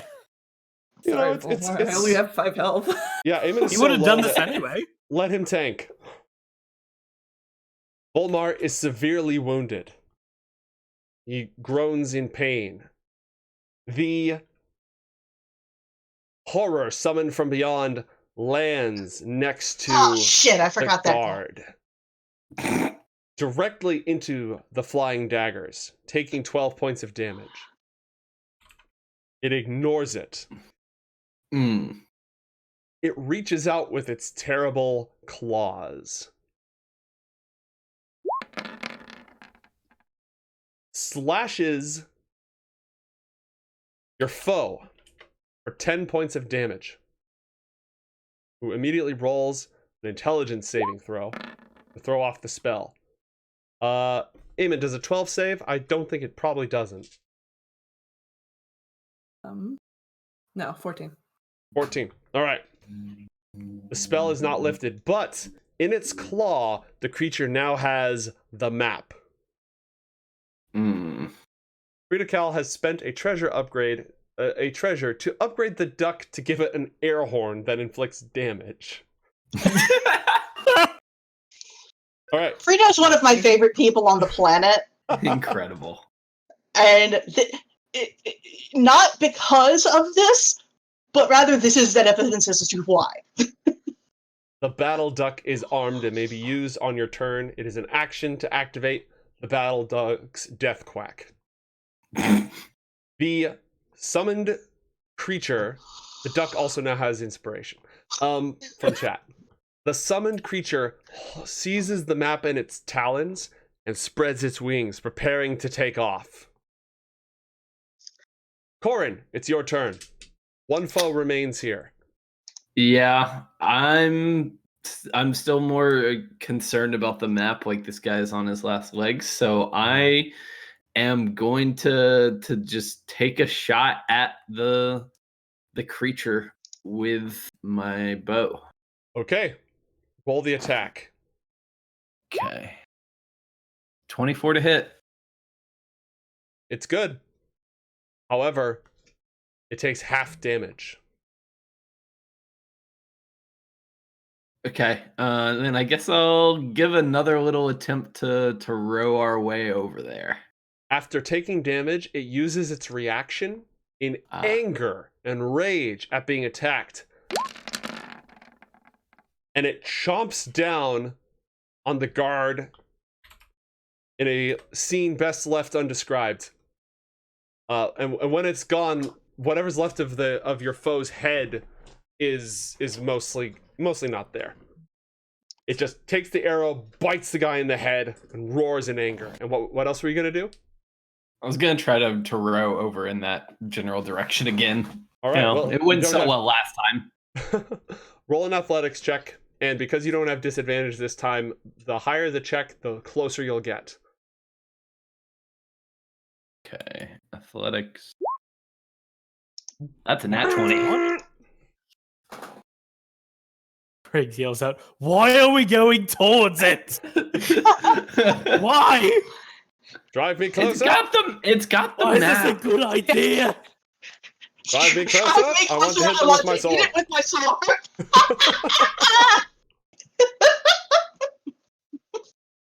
All right. Volmar, gravely injured, and overall in terrible shape, uses a bonus. He says a single word of power, which sounds very much like shit, and poof, teleports 30 feet away into the water. Casts Misty Step. And then he dives under the water. He's a mediocre swimmer. They had swimming lessons in whatever army he served in. He just dives into the water to stay underneath it to get some cover against this monster. Amon, Don't blame him. it's your turn. Chat has given you a May-like ice block. So in order to explain that, we're going to give you 5 temporary hit points Alright. for ice armor, basically. And we're going to heal you for 1d4 plus 1 health for the regenerative effect. So go ahead and take 2 hit points of health and 5 temporary hit points. Thank you, chat. It is your turn. Thrake, you're on deck. You just got advantage. So did the duck move? Remind me. The duck is it I can still- move, and I the duck- moved 5 feet away, yes. Yes. Okay. No, that's still in range. So, hear me out. I'm gonna cast Tasha's Hideous Laughter on the dragon. My boy. All right. Because I'm not really sure what else to do. Cautious, hideous laughter. Target a creature of your choice. Okay, it's a creature. It's a creature. Yeah, that counts. Finds everything hilariously funny and falls into fits of laughter if this spell affects it. And it must succeed on a wisdom saving throw. This creature is protected by infernal magics. It has advantage on the saving throw. Okay. Wisdom. Possible. 19. Alright, I don't think that worked. It resists your spell. Is that the end Am of I your turn? still Am I still blinking, or is the minute up at this point? No, every round is 6 seconds, and it's been like 3 rounds since you cast that, so you're still good. Alright, cool. I'm staying put. Okay. Thrake, your turn. All right, so I'm going to once again just kind of more pissed off than anything else. Swing at that dude next to me with the warhammer. Roll the attack. Hit his poor 2 freaking hit points. So, and I'm doing it one-handed, basically like a god damn it, just get out of here. And so All right. Well, we already did a Wilhelm, so we'll do a goofy off into the water. Thank fuck, finally. This is a dumb idea. I will let you do this with an athletics check, but you will need a 20 to clear the distance. Who said I want to get me over? I walk over to Corin. Oh. That's so special, baby. Are you gonna yeet me? I am going Yeet to try the to rogue. yeet him Yeet the right rogue. here. Yeet the rogue. Yeet Okay. the Actually, that rogue. sounds like a terrible idea because he would basically get hit. I asked Corin, I don't even know what to ask him. I think I just yeet him in the moment. Okay, roll an athletics check. Roll to yeet. All right, athletics. Roll to yeet. Royalty eat is the sickness. Oh wait, that was has with ever come advantage, out. but the first one would still stand, right? Yep. The first one stands. That's the best sentence ever to Alright. come out of a GM's mouth. All right. So I'm Wonderful. aiming to not get him in the Wonderful. cloud of daggers. Okay, so you land directly on top of Amon. I need Amon to roll a. Oh, hold on. Yeet the halfling. You get inspiration on this yeet. Yay! And God, Cohen yay. gets disadvantage on the landing. Chat is a fickle god. Okay, roll an additional athletics check. Okay. Normal. No advantage, no disadvantage. We'll call the Got it. 15 your first roll, and we'll take the better of the two. No. Okay, so we're taking the 15. So you only get 15 feet. You can get here, or you can get, because...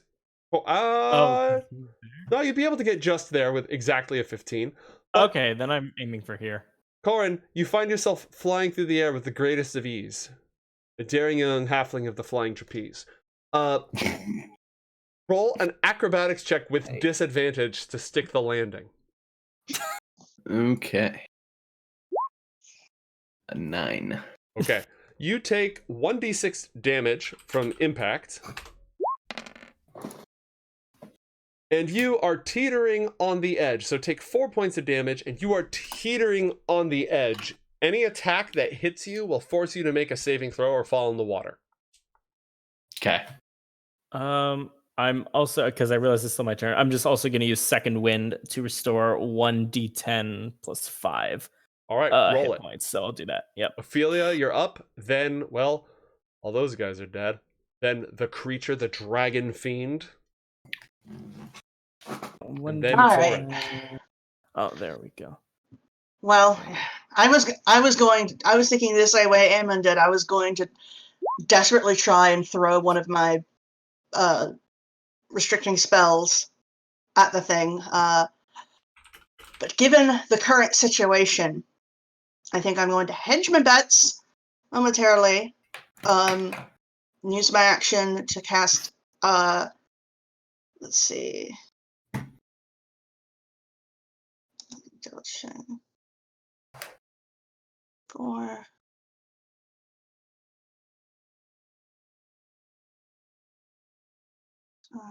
Yeah. Okay, I'm going to cast Healing Word at 3rd level Ooh, big on one. Amon. All right, that's a bonus action. You still have an action left after you do that. So I'm confused, but okay. You know what? Yeah, at that point, I'm just gonna quack the shit out of the duck at the Abishai. Yes. Nothing All right. I've got works. Let's All right. just scream at it. Save us, Sound Duck. bomb. You heal 12 hit points. You're up to 17 now. And you press the big red It's my button. talk.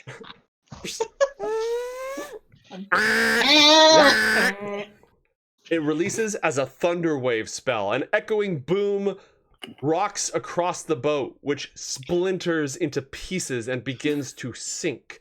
The dragon fiend is forced to roll a constitution saving throw. With advantage, because blah, blah, blah.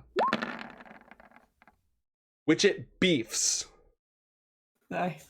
It Nice. takes... So please roll 4d8 points of damage.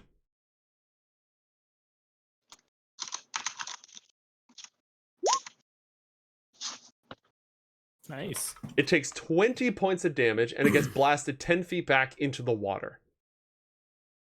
And it drops the map. But the map is now lying on the ground in the cloud of daggers, which you are still concentrating on until you say otherwise.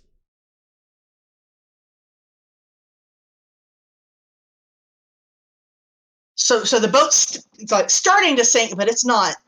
Yeah, you basically have It's 3 not rounds. sinking. The boat will sink in 3 rounds. Okay. So, well, if everybody else has fucked off from the boat, then fuck the cloud of daggers. I'm gonna stop. I'm gonna uncloud of daggers the boat. All right. It is the creature's turn. Let's see.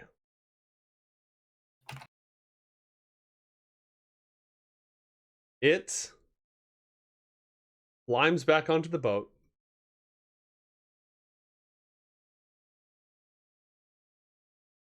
and rages, emitting a huge draconic roar, and it steps forward, not picking up the map, completely blind to the world in a blood frenzy.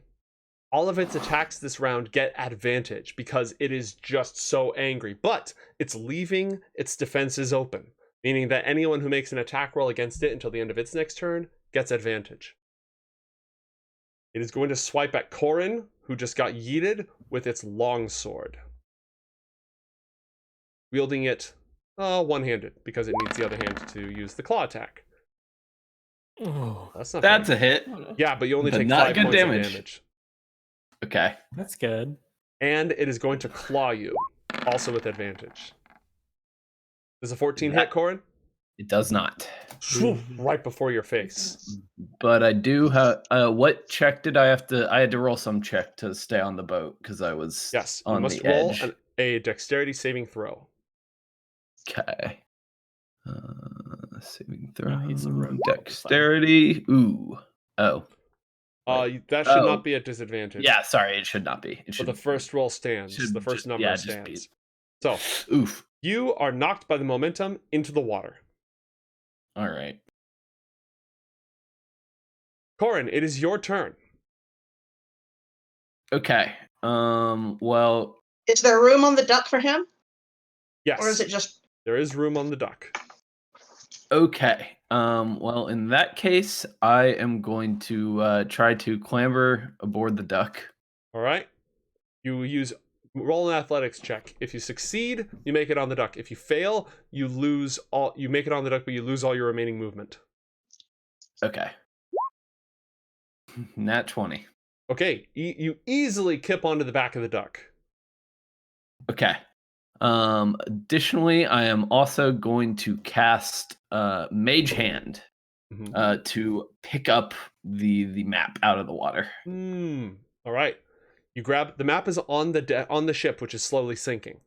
So, but you are still able to retrieve it. You now have the map. Okay. That was an action, right? Yes. So I can make the Mage Hand invisible. That doesn't make the map like invisible. Correct. It means the map is now floating across the gap. No point. Okay. And I will try to bring it to myself. Like I will. I will. You may have the map. Okay. That was my action. I don't think I have anything else I can do with like a bonus action, so that's gonna be it. Okay. Volmar.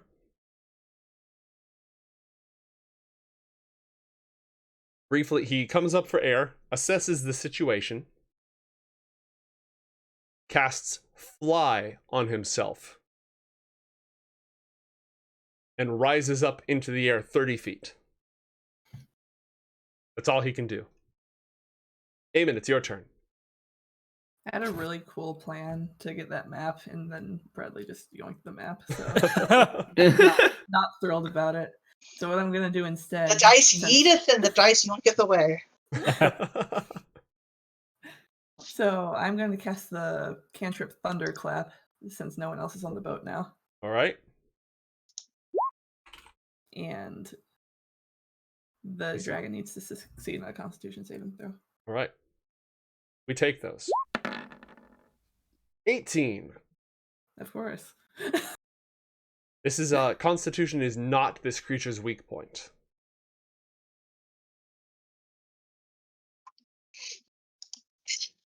Well, guess I'm gonna blink again. Okay, roll d20. All right, You are still in the mortal world. This is an unlucky game. You'd really like to not be in the mortal world if that was a choice. That'd be preferable.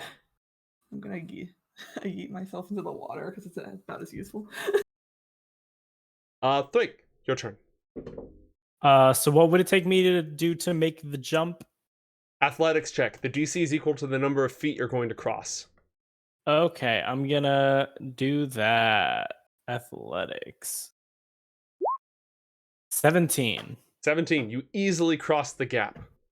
Okay, I'm gonna go right. I'm gonna go here. I'm gonna go right there. Wait, I can just move me. That makes it way easier. Right?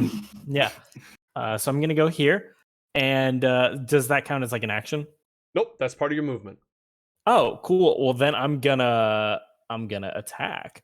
All right. I'm gonna use my Hit attacking the thing. shit out of it because magic Yeah. isn't doing anything. So you Let's And I'm try gonna use- yours. Please help. you automatically have advantage on all your attacks because it is frenzied. Oh, perfect. It's attacking recklessly. Cool. Then I'm gonna do a Warhammer attack. Oof. Well, with advantage. Oh wait, advantage. Yes. So I'll just do that one again. Yeah, and just then do I'll it again. the next Oh, one. that's much better. Ooh, And that's the way better. this is, I'm not just being nice here. I always do it this way. When somebody botches advantage, disadvantage, you roll again, but the first damage result takes. Okay. There you go. 12 points of that's all. damage. I appreciate that. However, Cool. it takes half damage from non-magical weapon attacks. Okay. Well, then I'm And just on its all turn, right. as a reaction to taking damage, it immediately makes a bite attack against you do it. with Go for it. advantage. You take Oh, but I okay. I take Go. 8, but I resist cold damage. All right, so you take 1 point of cold damage and 5 points of piercing damage. Okay. So And that we was only do- your first attack. That's correct. So why don't I just? I guess I can't really do anything besides just hit that thing again. So I'm just gonna hit that thing again. All right. Okay, I did it again. Oh wait, no, No, I you did it didn't. this time. No, you It's just 2 bad rolls. Yeah.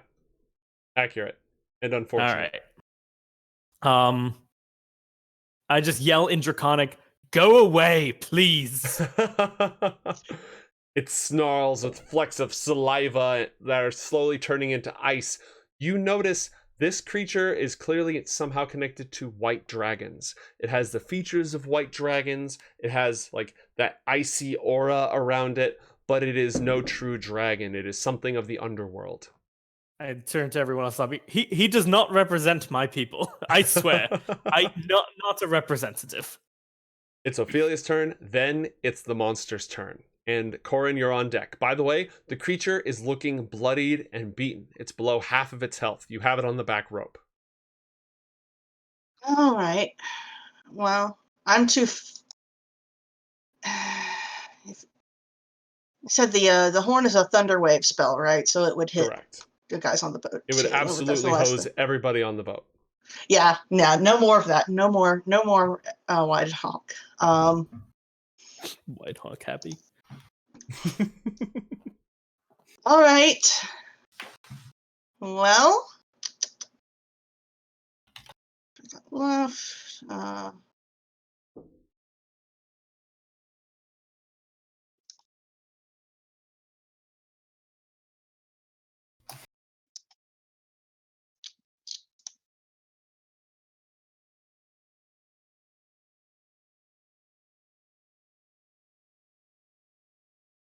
All right. I mean, all I've got left is spells, so I know it's probably not going to do much, but I'm gonna try Dissonant Whispers at level 1. All right. DC 14 Wisdom saving throw. Not its strong suit. But the dice are in my favor. It resists. Does it take half on a save?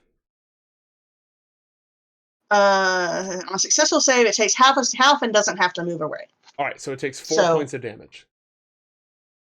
Something. And it is not resistant to psychic damage. Oh. Good to know. All right. Would you like to All right. steer the duck, or is the duck's positioning satisfactory at this time? I think, actually, I would like to move the duck. I just want to move the duck enough closer so that Corin can get onto the boat if he chooses. Okay. Bring the duck around. Ding, ding, ding, I ding, am ding. I will not be eating the halfling, but I will give the halfling the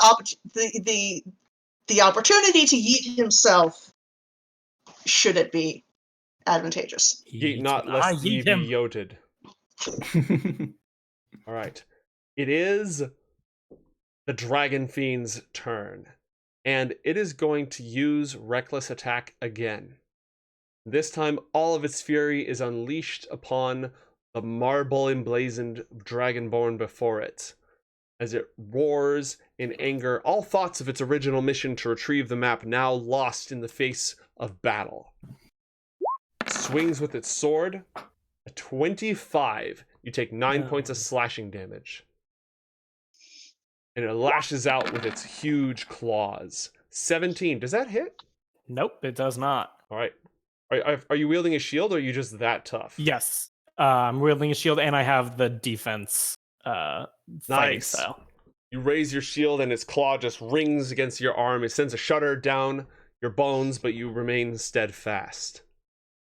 That's all it can do, and it left itself open. Corin, it's your turn. Okay, we It's- are going to try. So it's raging out, and the rogue is behind it. Yes. Yes. So with Nothing that in personal, mind, kid. we are going to try to jump to the boat while not attracting the dragon's attention, if at all possible. All right. Well, it's not focused on you, but I don't think you can stealth Yeah. in these circumstances. That's fair. All right. Roll an athletics check. Okay. You make it. 13. Okay. I'm on the boat now, Yep, and that was I movement. am okay. But I can sneak attack it because it is distracted. Or, Correct. like, And you have advantage because it left itself open. okay. So advantage, rapier. Absolutely a hit. 18 points of damage, cut in half because of its resistance to your weapons, but 9 points of damage. Still an excellent strike. It grows weaker with every blow. That's all I got. Okay. Volmar. He is going to fly around the side, and he is going to bombard it with magic missiles. Cast at level 1.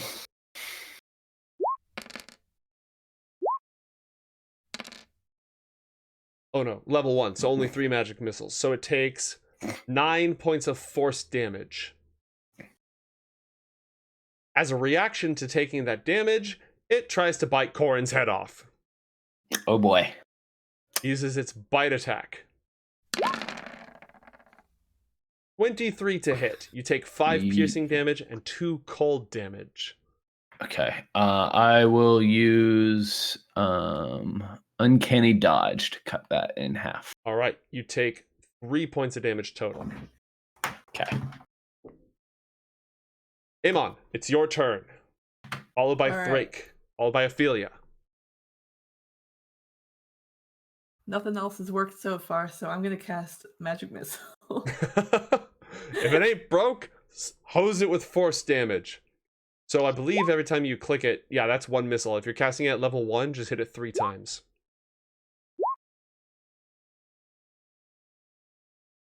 All right, so that's a total of 10 points of force damage. The first one lodges in its chest and it roars and looks at you. The second one sends it staggering, and the third one strikes directly in its eye. And the infernal fire blazing within goes out. And as it falls backwards towards the water, its entire body quickly transforms into ice. And as it hits the water, it shatters from the thermal impact, leaving an oily, greasy, foul-smelling smear upon the water that is rapidly washed away. All my good stuff for the end. And that's going to be it for our adventure today. All right. The mystery of Alright. what lies on the map. You are able to gain access to the Ducal Palace. It turns out there were spies in service to Ashardalon amongst you. They were just closer than you Really? thought. And the adventure of these heroes continues as they try to solve the mystery of the dragon's spell. Thank you, everyone, for playing. Thank you. Thank you very much for DMing. Thank you, chat. That was for the great. That Thank you was- for having us. Yes, thank you, chat. Thank you very much, chat. Thanks for the duck. We'd be pretty hosed without you. Thank you for the duck. Thank you for the duck's horn. And for your company. Absolutely. So yeah, we will make sure to get the video up on YouTube for everybody. Make sure that you follow all of our guests. Their Twitter handles are in front of you, support them in all the awesome work and writing and everything that they're doing. But otherwise, until next time, have a good night and thank you for sticking with us. Bye, everybody. Bye.